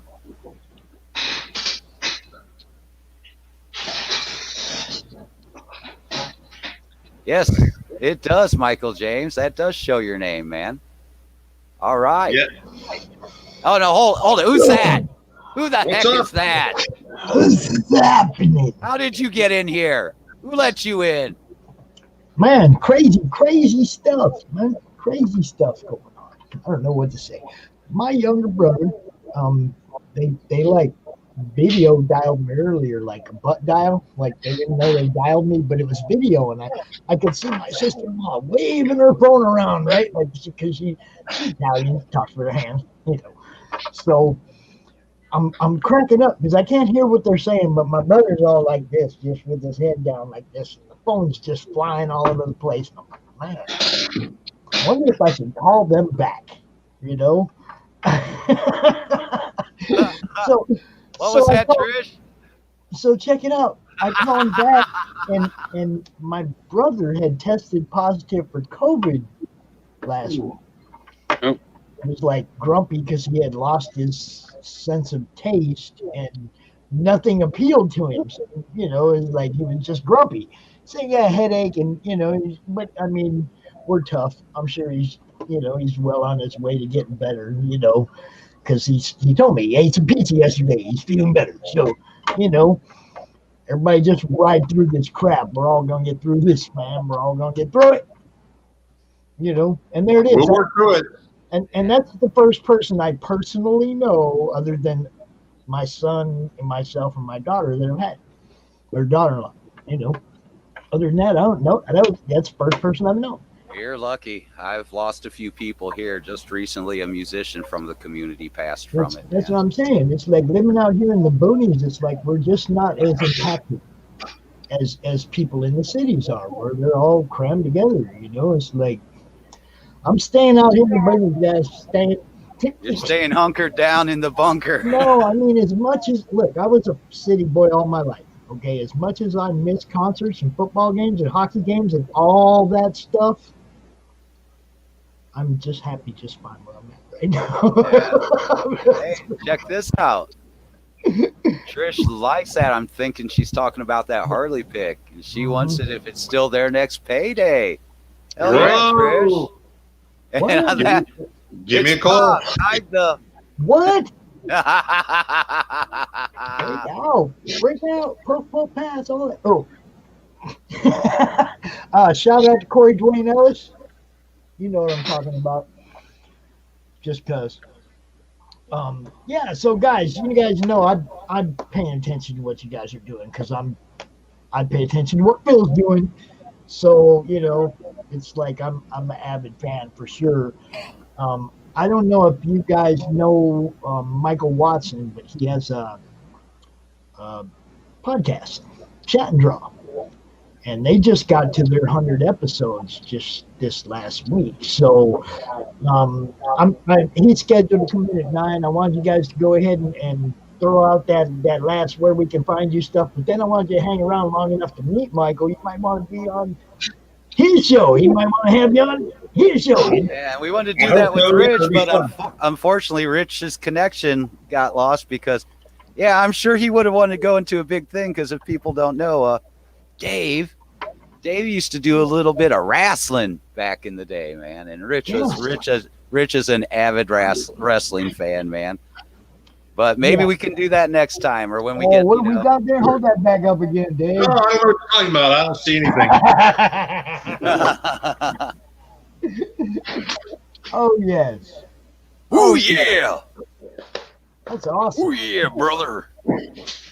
So yeah, definitely want to have you guys out on the show again sometime. And you know, CromCon Europe probably won't fit in your thing, but we definitely have CromCon 11 coming up at the end of February. So you know, we're gonna be getting everybody out there as much as we can. Now I'm gonna shut up. And I might have another minute. I haven't even told Pops yet, but I might have something kind of nice for a panel at CromCon 11. Uh-oh. I'll just say it. Get your one-way ticket to midnight. Heavy metal, baby. Oh yeah, you just wait. I'm not telling you nothing yet, man. You'll find out. You know when you say heavy metal 3 times, Phil appears? Oh yeah, that's the way it goes. All right, you guys go ahead and talk for a minute, and then I'm going to bring Michael in a minute. Pops, Yes. Pops, do you like Thor, right? Oh, yes. Did you see this one? Oh, yes, I saw it. I saw that one and the Surfer. That's what I'm saying. It's like Oh, okay. those are my 2 favorite fandoms. Oh yeah. Well, what about Canary? I thought you liked Canary too. That one's pretty nice Electra too. is number 3. Electra. Oh, Electra. Okay. And Electra's on my wall more than anybody else. I ain't gonna lie. She's all over. I drew the wrong one. Darn it. Oh, that Canary piece is nice, dude. There's no nice. such thing as drawing the wrong one, bro. Yeah. Oh yeah. no. You know. Yeah, these I haven't sold because they're my favorite. But you know, for Tim, He wants you know, that Tim Vigil piece, man. Yeah, I want a Tim Vigil. That'd be cool. Tim Vigil doing something for us, you know. Yeah, it would. Huge. It's awesome. So go ahead and Yeah. Bill, go ahead and give everybody the last rights on your bros here, and I'm gonna get ready to talk to Michael. You got Mike ready? You got Mike on Oh, yeah. standby there? He's in the backstage already. Yeah, Trish knows. Last stream, the stream that was only supposed to be a couple hours turned into a 5-hour show, and we spent about an hour talking about wrestling. It was interesting, man. Dave's got so many wrestling stories, man. Nobody. That's only a few too. I got too many. I What's got up, some I Pops? won't even say. Nobody tagged Pops during that. You're probably doing your can't thing. tell you. What's that? I got some I can't tell you. Oh, I'm sure you do. I'm a wrestling fan too, though. There's no doubt. You know. oh yeah, brother. Oh yeah. Like I have to DVR it and watch it at 3 a.m, but I do try to keep up with the good stuff. You know. Yeah. Oh yeah. I heard Drew McIntyre's got COVID. Heard what? Drew McIntyre tested positive for COVID. He's in quarantine. Oh, it's a lot of people are testing, but they got a lot of people aren't dying. It's kind of slowed down a lot. That's a good thing. Yeah. They figured out treatment. That's what. And then yeah. My wife's in the field. My wife's a nurse, and you know, everybody's starting to get their shot, and it's you know, slowly trickling down now. So eventually, everybody's going to have it real soon. My daughter-in-law works in a nursing home, and she's more concerned with a glove full of poop than she is anything else. I think all nurses are more Things have concerned. really got back. She's like, things have Isn't got that what the back. orderlies are for? Yeah, well, she's like, No. it's like it's got back to normal, is what she's saying. You know. Yeah. It's more normal again. So hopefully everything else will go back to normal. You know. Yeah. I want to bring Michael out. You guys, guys don't mind. I want to bring Mike up so you can meet Michael. Mr. Watson, how you doing, sir? Hey, Mike. Hello, I'm doing Hey, good, good. How Mike. you doing? What's up, everybody? Nice meeting you. Nice to meet y'all. Congratulations on 100 shows, my friend. Thank you very much. I appreciate it. Dude, that's awesome. I don't think I have 100 pieces of content on my channel yet. So, definitely not 100 shows. You know, I mean. But it's awesome to meet you. Welcome to Monday Madness. I know I've talked to you before about maybe coming out during one of the cons. So now you get a little taste of what we're about, and maybe we'll get you out here next month for sure. You know. So I'm here for it. I like it. So we got Mr. David Summey over here. He's making Cannibal Campers, and Vince Adkins. And Phil, of course, also worked on that book some, did some coloring on it. So, you know, never know. Maybe get him on, you know, like show 102 or 103. Oh, if you got, the roster's open. I just did episode 102 right before coming on here with you guys. All right. So, you know. well, if you got some space, let me know. We're right now on a campaign for Naked Cannibal Campers. It's Okay. it's a comic book adaptation of a movie. Okay. So it's a horror movie, and we got a lot of fun things to talk about. So if you want to, invite us on, we're more than welcome. 91 or something. What What year now? did that movie come out? Like 91 or 94? No, it came out recently, Couple last months year. ago. Last year. A few months ago. Yeah, it's hard to get, but it's hard to get actually. How come it reminds me of something from like way back in the old B horror movie? It's set up like that. That's the way that was the idea. Yeah. Yeah, the idea is it's an old horror B-rated movie that's set back in. It looks like it's in the 80s, 90s, or whatever. So 70s or 80s retro grindhouse kind of horror flick stuff you would have seen back in the day. Yeah. Yeah, just a fun movie to watch when you're drinking. Humor in it, plenty of blood, plenty of humor. While you're drinking. Plenty of campers, plenty of several cannibals. What could go wrong? Always, nothing could go wrong. Unless you go on that wrong side of the lake, man. Yeah. I ain't never going to the lake, so I'm good. I don't do the water. You got to go sometimes. Now camping is fun. We go camping all the time. Actually, me and my wife, we got a camper. We got a travel. We don't go camping. We got a travel trailer. So we call it. My wife calls it glamping. Glamping. You do that. Oh, yeah. I see. We got 4 TVs. So it ain't really. We're not roughing it. Or camping in comfort. David's got the right idea. I'm with David. We got AC. We got, I got a refrigerator outside for the whiskey. Hey, as long as I'm not camping somewhere that's got like bears and stuff like that, I'm fine with just roughing it in a tent, sleeping back. I'm good. Even Florida's got bears. What are you talking about? Even Florida's got bears. We don't up here. We're fine like that. All I got to worry about is mosquitoes. Well, Florida's mosquitoes are as big as bears sometimes. Oh, there you go. Wow. Yeah, Florida mosquito is the state bird. Yeah. The mosquito's the state bird. So it's a Florida-based movie too, so it's kind of cool.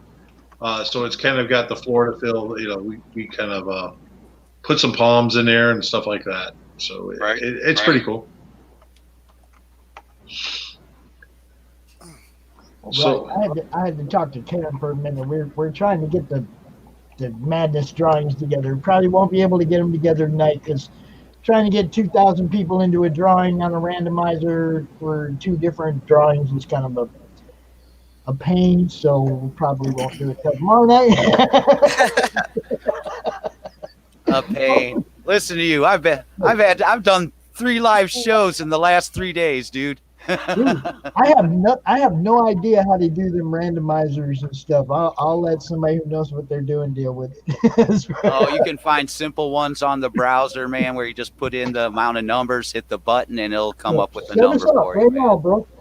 Dude, it's a browser. Just quick Google search, randomizer. You'll find it. You put in the amount of numbers that you need. You hit the button, and it'll pop one out for you, man. Well, you've got it all figured out. Just set it up for the whole no. Bill's got plenty of other shit to do.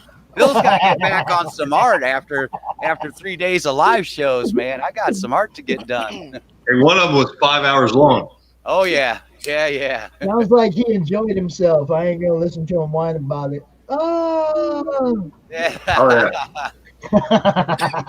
Vince, we lost Vince. Oh, Vince, we always lose Vince sometime or another. Vince, good talking to you, though, buddy. Vince is the man. What's up? That's Will Pace in the chat. Hey. Creators Outlet. So, Michael, I got this chat and draw Kickstarter. Yes. Let me do a little share screen action here and get this up so people can see it. This is where I knock everybody out, right? This is where I knock everybody out of the chat. Are you ready? Here we go. Okay. Vince is back. Sorry. Did touch the wrong thing. How'd I do? You got us. We there. Right. Oh, look at that. Now, go ahead and tell us what's up with this, man. All right, so we're trying to do a couple things. We actually launched the Kickstarter this Saturday on my 100th episode, where I also did like a 6-hour long stream drawing and talking to a bunch of people. But what we want to do is expand the audience. We want to get more creators on the show. We want to get more new people watching the show. And as I am going to continue focusing on our comic book creators as my main source of content, I want to reach out to YouTubers, TikTokers, fashion designers, comic shop owners. I can pretty much, I like to think that I'm pretty clever and I can draw your business as a comic book or anime character. Give me an hour and a half and I'll be able to whip something up for you. While that whole time talking about your business, what it is that you do, what are you currently promoting, and just get into plain old good geek talk or whatnot. We're also using this to launch us into our 4th season with new features. So I'll be doing a new show intro. And one of my other features that I really like that we're going to be doing with this one is called the Versus feature, which is 2 creators get to come on my show, bring their comic book characters. I draw the comic book characters fighting, and then they also debate why their character can win, and the chat and draw audience decides who was the better arguer, and they get this piece of their characters fighting. Dude, come on! You kidding me? This is awesome, man. It's like, hey, our characters do it naked. Do we win? Yes, automatic. Dave's 2 for 2. I need y'all to catch up. Check it out, Michael. This right here, everything you just talked about. You talked about all of it, right? Retail shops, everything. That's basically an embodiment of what the comic-related madness is trying to do. Get everybody's fan bases bouncing off everybody else's fan bases. Yeah. Increasing and expanding everybody's base.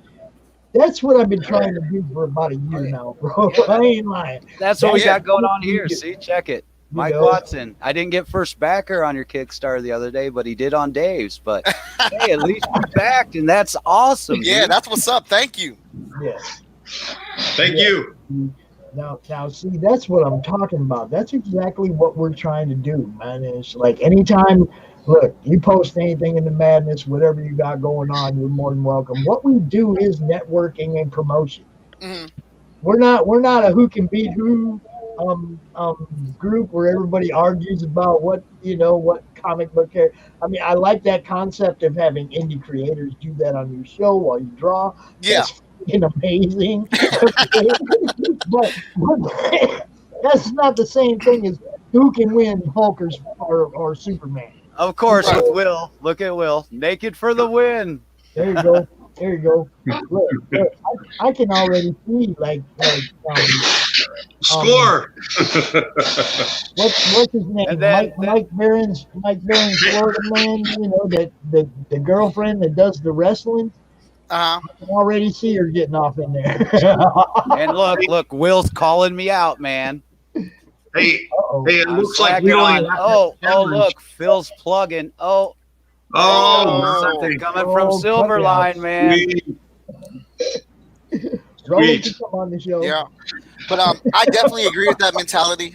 Me and my brothers all make comic books, and the thing is that everybody has an audience out here. There is enough people and money for everybody to eat with us without us having to pull each other down. There is a way for us to work together to where we can support each other, but then also in a matter of professionalism, push each other to want to be better at the same time. Exactly. There's room at the table for everybody, man. There's no reason for us to be in competition. We all raise each other up, and it makes it good for everybody, man. Because everybody doesn't like everything, right? Right. Like, yeah. There are people who like wrestling, and there's people who like video games. There's people that like anime, and there's people that like naked chicks fighting. And I'm one of those people. They like sci-fi, or they like horror, or they like there's superheroes. Let him finish. Let him finish. Go ahead. You're one of those guys who like what? And I said I'm with you, David. That's funny. I just got told by my daughter my mom's watching. Or my wife's watching. Hi, Mom. Hey. Yeah, so we're just trying to do all that stuff. Like I said, we've just completed 100 episodes. Like today, I just did the 102nd episode, and we just want to get out here and get more people. The cherry on top of it is that I'm offering art books. So we have art books collecting the season 1, season 2, and season 3, all 100 drawings in those art books in full color that we're offering with different tiers and things like that. we're also doing pledges for spots on the show. So if you wanted to be in my show intro, there's a spot for that where I can have your character or yourself get a couple seconds in the show intro. Or my personal favorite is we're making sizzle reels now. So if you wanted your own special introduction, like a 25 to 30 second thing that hypes you up or hypes your comic book character up before I actually bring you out on the show, I will make that for you, and that will be something that you can use on my show, but also something you can use in any social media format that you want. So you'll get to take that and use it on your Twitter, on your Facebook, your Instagram, your website, whatever you want. Hold up. Pops needs the intro for the Monday Madness. And there are so many renditions of Pops out there already. Another one? Yeah. Right. I think I've seen you one time. I mean, I'm sorry I haven't seen you. I'm new at this. I've been doing it for about a year now. Yeah. And I think you did Travis Gibbs. You did you draw? Okay, so I watched an episode and I want to watch more now because I love that episode. I'm gonna friend you and I want to watch every single one because I love that. It's awesome to be able to draw in front of a camera. I do artwork. This is my art behind me. I do artwork, and I'm kind of nervous getting on camera because I like doing a lot of racing, a lot of whiteout. So I do it traditional though. So, but yeah, you were unbelievable. I saw that work. I had to watch the whole show. I was sitting there going, Thank you so much. Oh, no problem, man. Yeah. Really Let's go ahead and slide Will down needs here. a hype man. You're supposed to be the hype man, Will. I know. Will's out here acting like he needs somebody to help him hype his hype. It's like, come on. Look at all this. This is sweet. Oh, That's nice. Pirate Santa Claus. Look at that. That was one of my favorite things to draw. I was the A.M. Hunter created that character, and he waited till like the day of the show to drop that on me and say, "Yeah, this is what you're drawing." Excuse me. Nice. Yeah, so we got a digital sketchbook that collects all just the sketches, just all 100 sketches in that as a digital offer. Just something cool, something quick that you can have if you just want to show a little bit of support. It's, any level of support we'll accept, but I try to have tiers that are open for everybody's income. Right. Wallpapers for tablets, cell phones, laptops, the official Chat and Draw T-shirt. Nice. Level 1 guest spot. There you go. Level 2 guest spot. He talked about these. And there's the verses. Now see that one. That one I like, man, because I can see a few of my friends out here like because we did Travis and Luke with the Voodoo Nations, they did a connecting cover with Raj Mahan from Mojo Risen. Okay. Connecting covers. I could see those two getting on there trying to say why each of their character would whoop the other one. And that's exactly what that's for. So if you and this other creator get on here and you're trying to hype up your character and you're countering what the other person's saying and that person's countering you, well, you've just created this whole geek debate about two characters that nobody knew about, but they're finding out now. And while we're doing that, I'm drawing the thing, but also on my Twitch channel, because I stream on Twitch and YouTube, you can vote live on which one you want to win. And like that can constantly change as the argument wins. So it's not just my character can win because he's the strongest character. No, but like why? So you've really got to dig in and show us what makes this character cool. What about this character would make them win besides the fact that they can go, I don't know, Super Saiyan level 3. Not only that, but if you're smart, you'll research the other character and you'll know its weaknesses. Exactly. That's smart. Just slap him down real quick. Oh, he'd be like, oh. That's the way I think. I play chess. I don't play checkers. Oh, absolutely. I play 3-dimensional chess. There you go, Mr. Spock. Live long and prosper. So yeah, man, the whole concept is awesome. The whole Thank you. concept, it's like I said, what you're doing as a creator and a podcaster is the same thing I'm trying to do basically as a group creator and a con creator.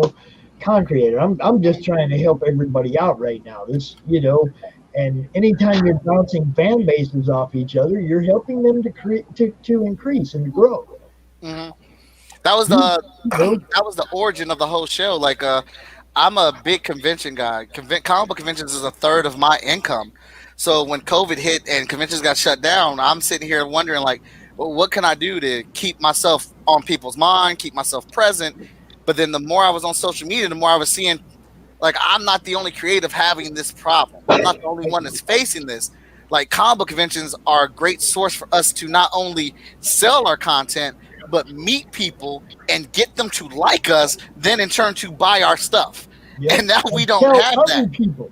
Well, Yeah. the online presence has definitely helped because I'll say I never planned on going live, man, but I got drug in by somebody kicking and screaming, and it's been a good thing, man. I think it's been a really good run this year for me. I've met lots of interesting people, man, getting some cool gigs in. So I'm definitely okay with the online thing. But like I said, I'd like to see a hybrid when things I get kind of think this settled is, down again.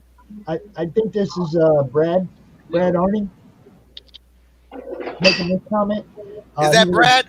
Yeah, he lives here in town where I live. We haven't met yet, man. We just found out recently that we both live here in town. Oh, that's what's up. Because this is a small town. You meet somebody in the comic world from this little burg, and you're like, whoa, right on. Yeah, Brad is amazing. I think he's one of a few people that have watched every single episode, but at the same time, he's seen the value in the show, and he's brought people on the show and paid for them to be on the show or whatnot, so they can get their awareness out. Brad, I love you even more, bro. See, the whole thing just amazed me. When you said about COVID, it's like in April, in March, I had all my friends that were in my group that were creatives that were going, what am I going to do? They're not even sending me my money back, for the tables that I paid for all summer long. It's like, they're not even refunding my money. They're holding my money. And I was like, man, I got all my friends and they're all hurting. What am I going to do? And so I created CromCon back in April. We did the first one the first weekend of April. And we did the first weekend of every month ever since. We just did number 10, earlier in the month. Earlier in the month. God. Yeah, it was just last weekend or something. We did. Hey, they start to all bleed together, man. Once you jump online and you start to figure out a beat and a pattern and really start to take it in, it becomes its own beast. Yeah, it has, because the group has grown as the con has grown. Like, we only had like 500 people in the madness when we started this. We just blew past 2,000, and those are, Wow. Those are streamed comic people. It's not, I don't have the numbers in the madness. You got to actually be a creative or a fan, or, it's like, I don't just let anybody in. Right. So that's real numbers, not padded, Awesome. And we love it, man. We love the growth and everything. And NSC Live TV just came on and gave us a channel on their platform. And, you might want to talk to Kevin. I don't know if you're on there or not, but you might want to talk to Kevin over there and get on and maybe get you a channel on their platform too. Because that thing's blowing up over there too. They're going to like 1,000 channels. Oh, okay. This year. And there's like 160 right now, but they're like blowing up. So, good time to get in over there and get you a free channel over there while he's giving them away. Hey, and I will take you up on that. I will be investigating that. Yeah. And also, thank you, Michael James. If you like it, man, please let me know. Go ahead and pledge. If not, can you give me a share? I'd appreciate a share too.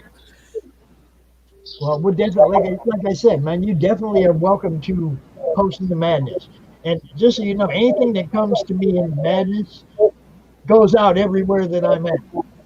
It goes out to every other platform that I'm on, and now I'm on all of them. So I'm Legion now, man. I'm on MeWe and I'm everywhere. Mine, I'm everywhere. So I'm sharing everything out to everywhere now. Yeah, man, that's what I've been trying to do myself. We've got a couple sponsor spots on Chat and Draw. So I actually do 2 podcasts, Chat and Draw, and I do Agents of the Nerdy. So somebody can sponsor our banner for a week or 2 weeks or the month, and I'll make a custom banner with our logo and their characters or whatnot at the bottom. And, we'll always flash whatever they're promoting, try to get them attention. Like I said, man, it sometimes it's the common sense of be helpful to be selfish. Like, help other people just so those people will help you. Like, at the lowest denominator, at the bottom. I tell people all the time. I tell them all the time, man. I'm like, selfless promotion is awesome. Selfish promotion is okay. Self-promote. I want you to promote yourself, but at Help the same me time, to help don't you. be selfish about it. Yes. It's like promote your people too. Promote everybody. Yeah. Like bounce off each other for sure, because that's what really happens. And speaking of banners, I don't know if you pay attention to banners. Every day, a different banner goes up above the group. Yeah, I see. Okay, well, I don't have one for this here chat. I'll get it to you. Hey, you ain't got to tell me twice. I'm reading the lines. I'm reading in between them. You see what I'm saying? It's about promotion, man. And it's like, it doesn't cost me anything to come out here and do this. Right? There you go, Mike. Yeah. Check it out from the other Mike. Thank you, Michael. Coming out everywhere. Yeah, when I first started the show, I didn't have a whole lot of guests, so I put my creators on there. I'm the publisher of Short Fuse Media Group as well, so I just started digging in our archive and getting some of those creators on here, and I kind of try to use it as a learning tool. Something that Sean Mack and I are big believers in is that you may have just one comic book. You may just have that one #1 issue, right? And you take it and you sell it. There are 8 billion people in the world, and they don't have your #1 issue. The 200 people in your city have it, but there are 10,000 people in your state that don't have your #1 issue. You can still keep pushing that while you're trying to get that next issue out. You always have to remember that. Like, you want to retain your fans, but you also want to keep getting those new ones. So I just figured, getting them on the show, getting them to talk, and people seeing who they are and seeing. I don't. Are we okay to cuss on here? Yeah, man. Come on. No fucking cussing. No. I think people can see bullshit. Madness, bro. It's madness. I want to. It's my first time on here. I want to be respectful.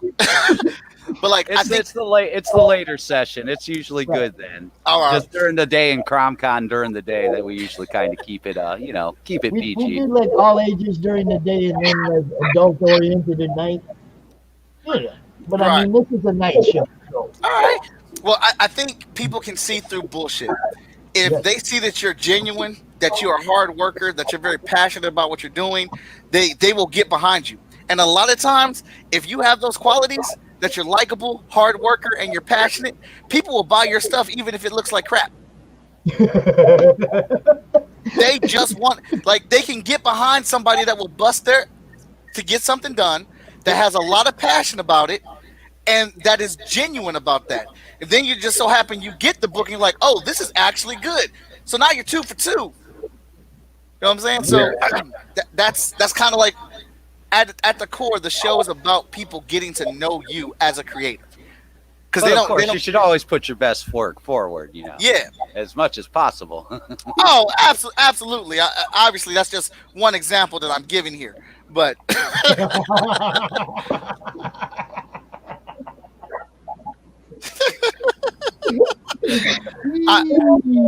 think I'm falling into the madness, man. I'm digging it down here. Let me tell you what. That's what I feel like after every CromCon, man. It's like people are like, man, I watch the show, I watch CromCon. It's like I try to only watch a minute here, a minute there, and it still costs me money.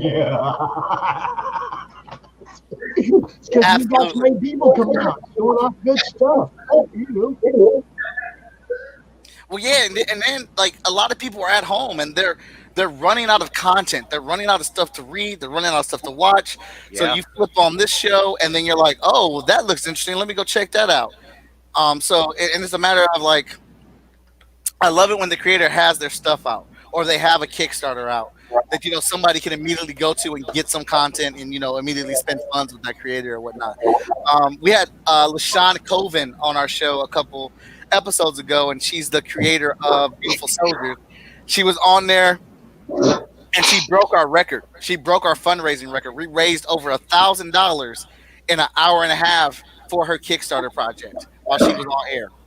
Wow. Nice.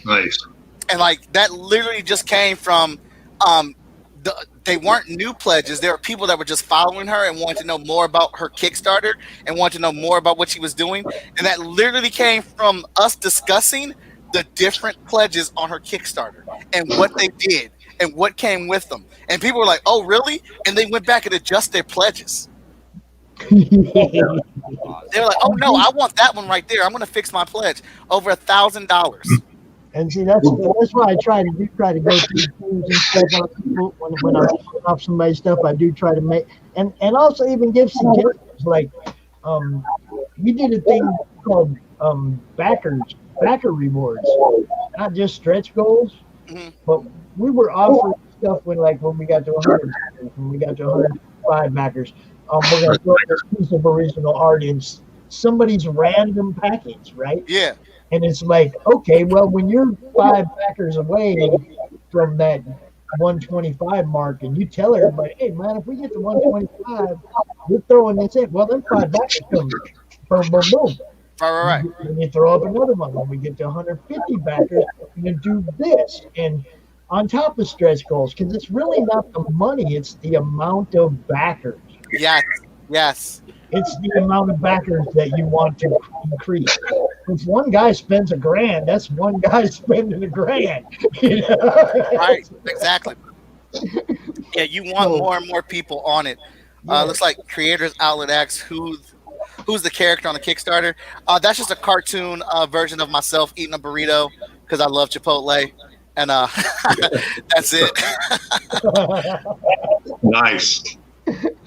Yeah, I found that that was a much younger version of you, I'm sure. Yes, a much thinner version as well. I couldn't tell the difference. I don't know what you're talking about. Hey, Dave is my man. I got you, man. I got you. We're there. Me and you. We get you on the show, David. I'm there. I'm ready. And again, I'm new at this. And my first book, when I did my first book, I didn't advertise, and I did really well, but I didn't do as well as I'm doing now. But, being new, people didn't want you on your show because you're new and they don't know what to expect. And, and luckily I'm a man of my word. I try to get everything out there as best as possible for what I say. And, and I found that I'm having a lot of fun sitting here talking to all these creators, learning a massive amount of stuff. I mean, I'm looking at your Kickstarter. I'm amazed by that. I mean, you guys are, shoot, you're gonna have another. As soon as we're done here, we're gonna have somebody else on there, and I'm gonna vote. I'm gonna get something. But and I found that I love comic books, but I stopped collecting regular comic books, and I'm back in like 30 or 40 things now, and I'm like, I hope I make enough money to pay my backing. Dude, that's I found that I've been getting more Kickstarter books than I have been getting mainstream books, and it's kind of just like, I love my mainstream books, don't get me wrong, I love my Marvel, I love my DC, but there are some disappointing stories, there are some disappointing choices they make and whatnot, and instead of getting mad about it, because I don't control that, I don't write those stories, I'm not the guy in the office or the lady in the office with the money that says do this. I have this surplus of indie creatives that are all over with and all different types of content, and it's just there. I don't think people realize until recently, like this year, especially with, the way indies has shined, it's like they had lack of the big two stuff, But then they found out a whole new world of indies that has genres all over the place. Anything you're into, you can find a comic of in the indies. Right. Anything. And like I said, I'm doing over 100 episodes. It is definitely taking me out of my comfort zone of what I draw. I've drawn horror. I've drawn thriller. I've drawn space. I've drawn under the water. All types of different comic book characters, plus superheroes, fantasy. Travis Gibbs, I'm drawing Wizard of Oz characters being attacked by Cthulhu. Oh, So Travis is everywhere, I man. ordered that one. Hold up. Well, You're I know what talking about Cthulhu invades Oz, right? Yes. ordered Got that those one. Yeah, I'm Cthulhu waiting on tendrils that. stretching out everywhere, man. Well, I know what you say because this is I like superheroes. I used to draw superheroes, right? And that's Right. all I used to draw. But then now my book is a Western. Okay. Return to Sender. Then I turn around, now I'm drawing hard naked cannibal campers. I'm like, wow, this is taking me out of my comfort zone. But I'm trying to put my heart and soul into these books and make them something that I would read. And that's what not only the artwork on the outside is good, but the inside is good. Hopefully, I'm not saying I'm the best, but I'm putting out my best work to make people happy. And that's all that matters. And if I read it, like I said, like you're drawing these characters, I'm looking at them and I'm amazed because you're putting all this love into these characters that are not yours, but you're making them yours. And I'm just amazed by your talent, man. I mean, it's amazing. And I appreciate that. always drawing right from your heart, man. Well, I've had this discussion just recently and more than once. That's like trying to focus on like what audience do I want? Don't do that, right? Mm-hmm. What you like and a really good story and good art. You don't pick the audience. Your audience picks you, man. Right. That's right. That's right. Yeah. Yeah. It helps if you put everything out there that like for instance, all your artwork, you can tell you're putting yourself out there when you draw. You're showing people, that you care about what you're doing, and it shows. So man, I give you props to do that in front of people too. That's really hard to do. I'm going to try to eventually get to that point. I've just now started drawing all the time. Before I used to draw and give it away free. Now people want to pay for it. Right. So it's amazing. Yeah, dude, it absolutely helps to be on the show with the actual creator talking about their book because they don't realize it. The conversation guides the art. Like I may like a lot. So the way it works, I normally they email us through our website. They pay for their spot on the show, and then once that's confirmed, we send them an email asking for character sheets or pinup images or whatnot, describe the character's powers and stuff. And so I get that, and then I'm looking at it. So I have this immediate idea from that of how this character should be, but unless it's going to be a big drawing, something that's going to take me a lot of time, I don't do any sketch or anything. That's part of the challenge, working it out live. So then I go down there and I'll start working out my idea. And there've been a few times, you can watch a few different episodes where I've completely scrapped that because of the way the conversation has gone with the creator. I'm really starting to understand their character.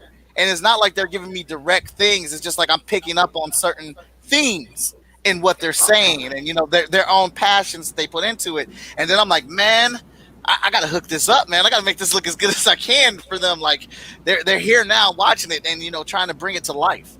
Well, that's one thing that's cool with the online thing. And a lot of, some artists, they just sit back, they don't get out there. But really, man, this is a chance where you have a chance to regularly connect with the fans of what you're doing. And they get that interaction and they love that interaction. And they're not only like looking at your art, they like actually hanging out and seeing what you're up to and interacting with you, and that's a really cool thing. This is how it was for me. Okay. I'm sitting here and all my friends, like I said, the tables went down, the cons went down. Nobody had a table to set up. I was like, what are we going to do? We'll do CromCon.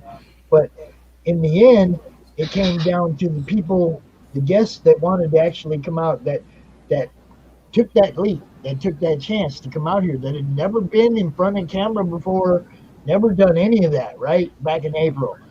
But the deal was is there was so many more people online because everybody was at home. Mm-hmm. Okay? Everybody was at home looking at their phone, looking at their computer. Well, You well, know, and here's so another it's cool like the thing. perfect time to just go ahead and throw everybody out there in front of those people that were sitting at home. It's all to me, man. I think it's always a good time, whether the live cons are going on or not, because not everybody can go to San Diego or New Mhm. York or wherever. So Oh, they I can know be at that. home and still be able to be around the creators they like and see what they've got going on, you know, and they still, you know, since they can't travel out to every darn con to meet all the artists they want to, they can through, you know, the wonders of the interwebs. There's only a few near me, but like, I mean, C2E2 is right there, but I'm not going to that big giant mess. You know, Yeah, that I too. mean, There's that I aspect might also. no, hold on. Let me rephrase that. I wouldn't have gone to it as a fan. With a press tag, I might go to C2E2. Okay, if I can go there representing CromCon, hell yeah, I'd go to C2E2.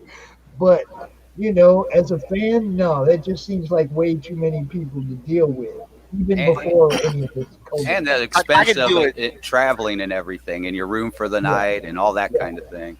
I could do it like for a day. Like as a fan, I could do a show for like a day. But like if I wasn't working the show or had a press pass myself, no. A whole weekend at a comic book convention, no matter how much I love it, like because I'm so like I go in and get exactly what I want and I'm out. Yep. And with Well, stuff what in Look for who I. But then you also have those signed. I know exactly who I'm looking for. Yep. Yeah. Also, you know, you got those cool, interesting panels too. Even if you just slide in another day just to check out some of the panels Oh, you yeah. wanted to see. No, that I'm including that. So the Oh, day okay. that I'm All right. day that I'm going is the day that I'm looking for the panels that I want. I'm hitting a couple toy spots, and I never get any comics at the conventions. I don't bother. I just get my stuff at the comic shop. But I'm looking for toys.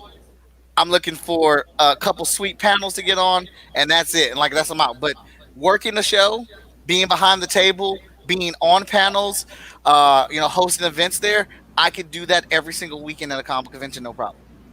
Yeah. hmm Yeah, I went to what was it, Grand Rapids Con a couple years ago, just to meet Mike Zeck. And we got so lucky because when we rolled up on him, there was nobody on his table, dude. Nobody. We got to stand there and talk to him for like 15 minutes. I got him to sign everything I had that I wanted him to sign. It was awesome. You know, it's like that's the way I like it. Doing these cons, I've got to talk to everybody. Everybody that you know, I mean, so many great creators. I'm friends with now, like Mike Barron and Keith Williams, and you know, people that I get to talk to anytime. I can call them up. Yo, what's up? You know, it's like now it's so different. You know, before I was a fan and I'd stand in that line. Now it's like I'm just like, yo, I already know, dude. I just walk right up on him. You know, what's happening? You know? Right.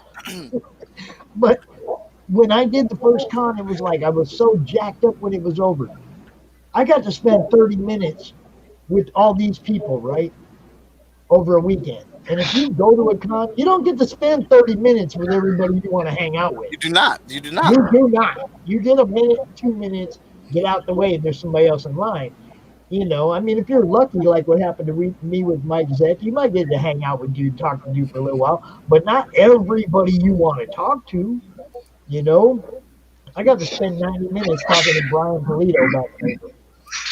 90 minutes talking to Brian Polito. I would not have got that at a con. You know, I would not have got that at a live con. So these things for me are so much fun because I get to meet everybody and I get to actually talk to them for a while. You know, hey, yeah, I'll run into them some other time and yeah, I'll get them to sign stuff and I'll get all that. But I get to talk to them. Now I have friendships with them. That's so much more valuable to me. You know, so much more valuable. Like,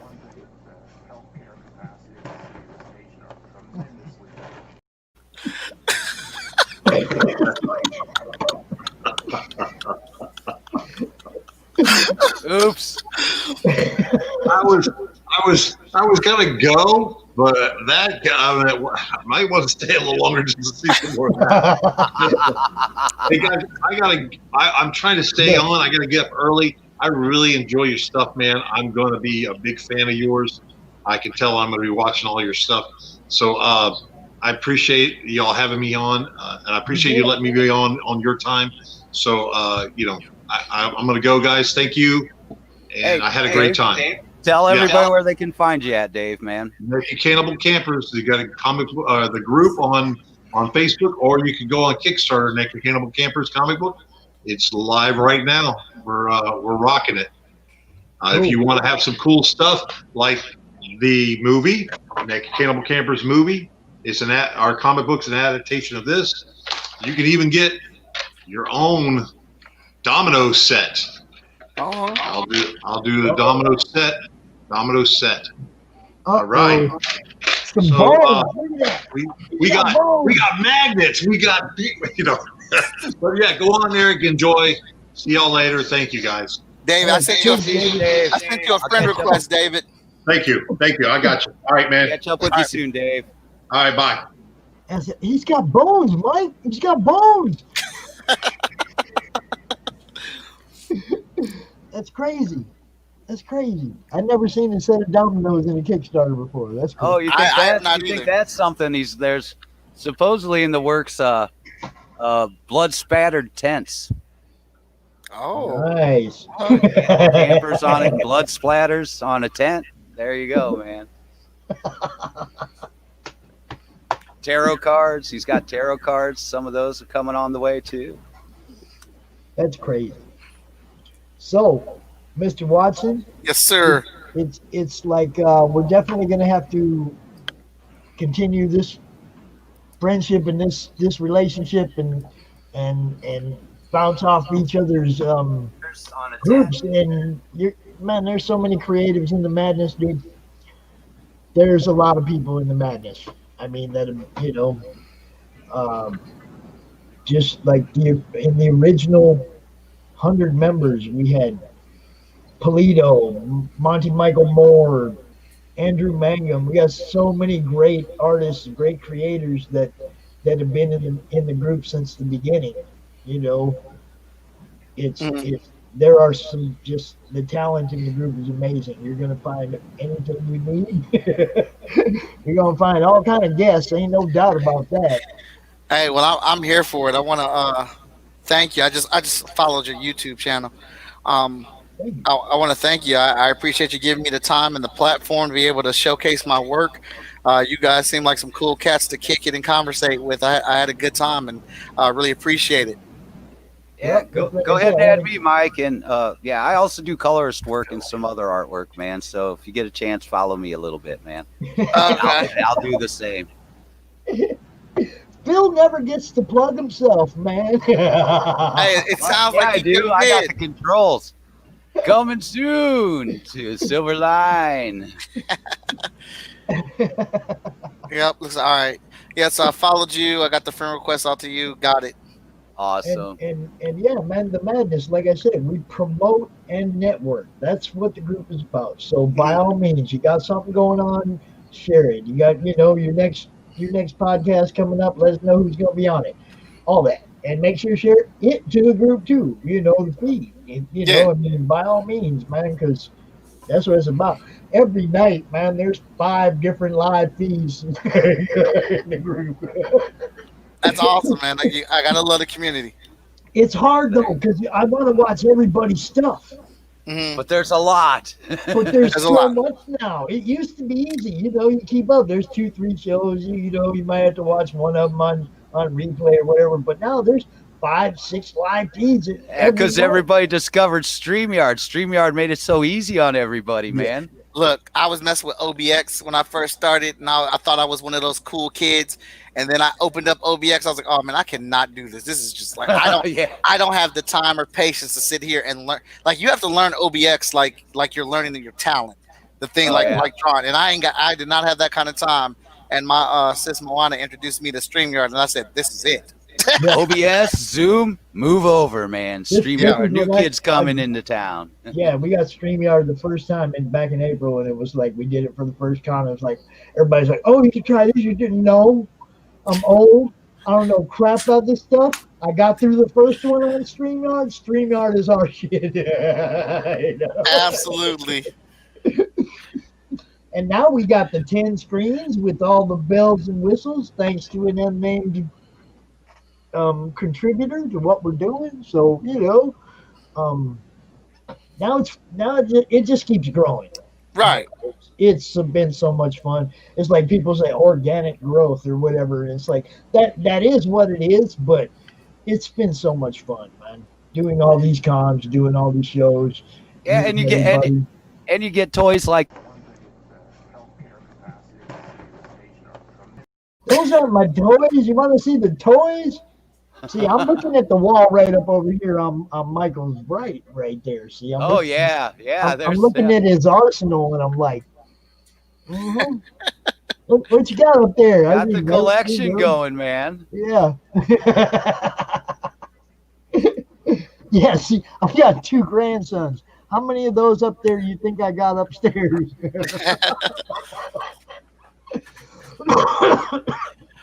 I think I froze up. No, you're good. No, you're fine. Oh, you just froze up, but we can see you. You're moving. Now, earlier, Rich froze up, man. It started going like this. That overseas connection. That's going to be the rough part of CromCon Europe. I'm letting you know that. Oh, God. I don't even want to think about the technical issues with that one, man. Yeah, that's our next thing, Mike. We're doing CromCon Europe. I'm going to have a bunch of European creators and go out earlier in the day our time, so it's earlier in the day their time. Okay. Because usually we have them out here, and it's like they're out here at 1 or 2 in the morning, their time. Mm-hmm. So instead of starting the con at noon, I'm gonna start the con like 7 in the morning, so that it's prime time for them over there. Okay. And so they can be lively and awake to explain their product. Luckily, Rich is a night owl too, because it was like about 12, 1 o'clock in the morning. Well, I'm also trying to think of their fans over there local. Right. Yeah. It's like they don't. I'm not trying to make all their people stay up till 3 o'clock to accommodate me. Well, at the same time, they're gaining extra fans over here in the States. So. Yeah. Well, they'll still see it here. They just right. It's like I said, we're gonna have a great time. Oh, look at this guy. I'm going to be busy that weekend because I was getting up to Oh, sure, Will. Sure. Well, I'm going to have to, I got to get ready to cast off and call it a night, guys. Live cast off, man.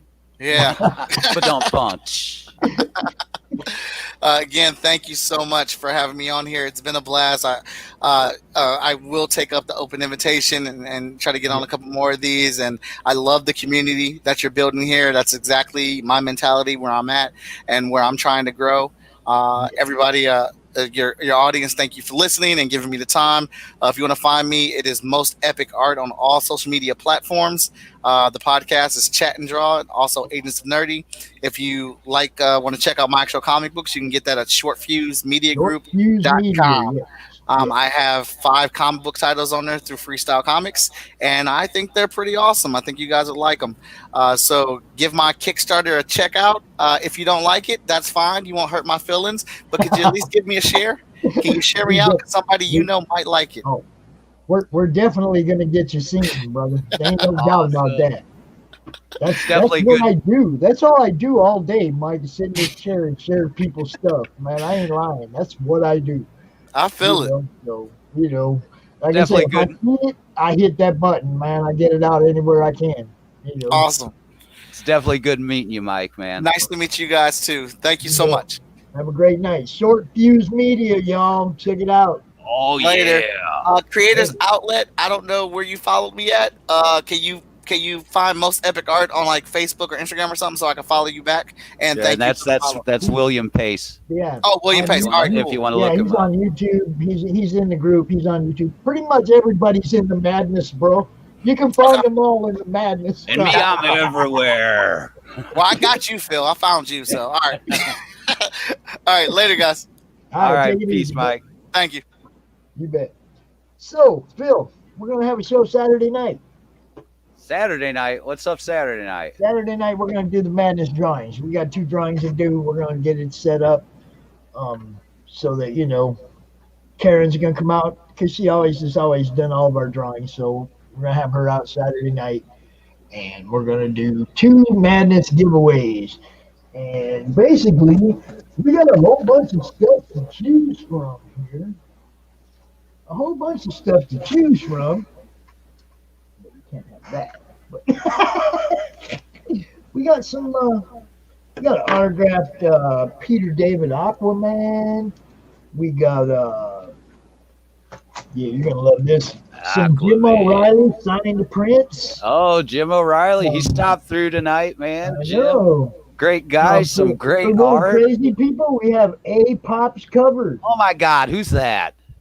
And we have the movie comic book, the one that they gave out at the theater for the Venom movie. Oh. One of those. Got even Electra #1, Running with the Devil.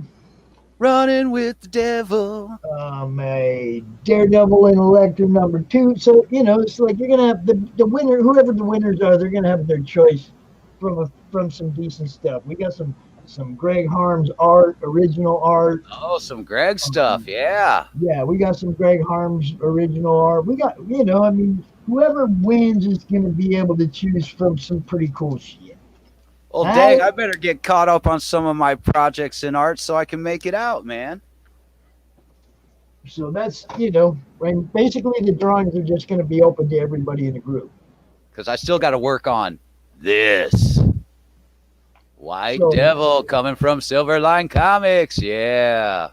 So like Saturday night, probably 8, 9 o'clock, we're going to have a short show. Karen, come out. You can come out too if you want to feel. We'll just, you know, do a couple drawings and, you know, talk about CromCon Europe, where we're at with that, whatever, you know. And who knows, I might be able to give a little more information about what I got cooking for CromCon 11?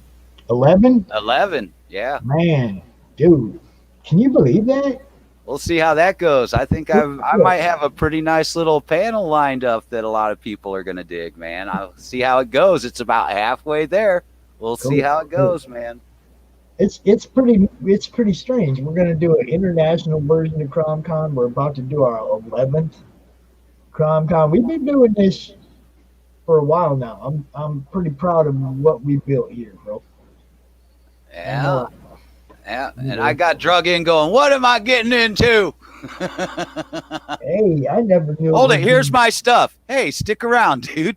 Pull some stuff for me. I never knew it was going to turn into all this, Phil. You know that, man. Yeah, well. You know, I mean, me.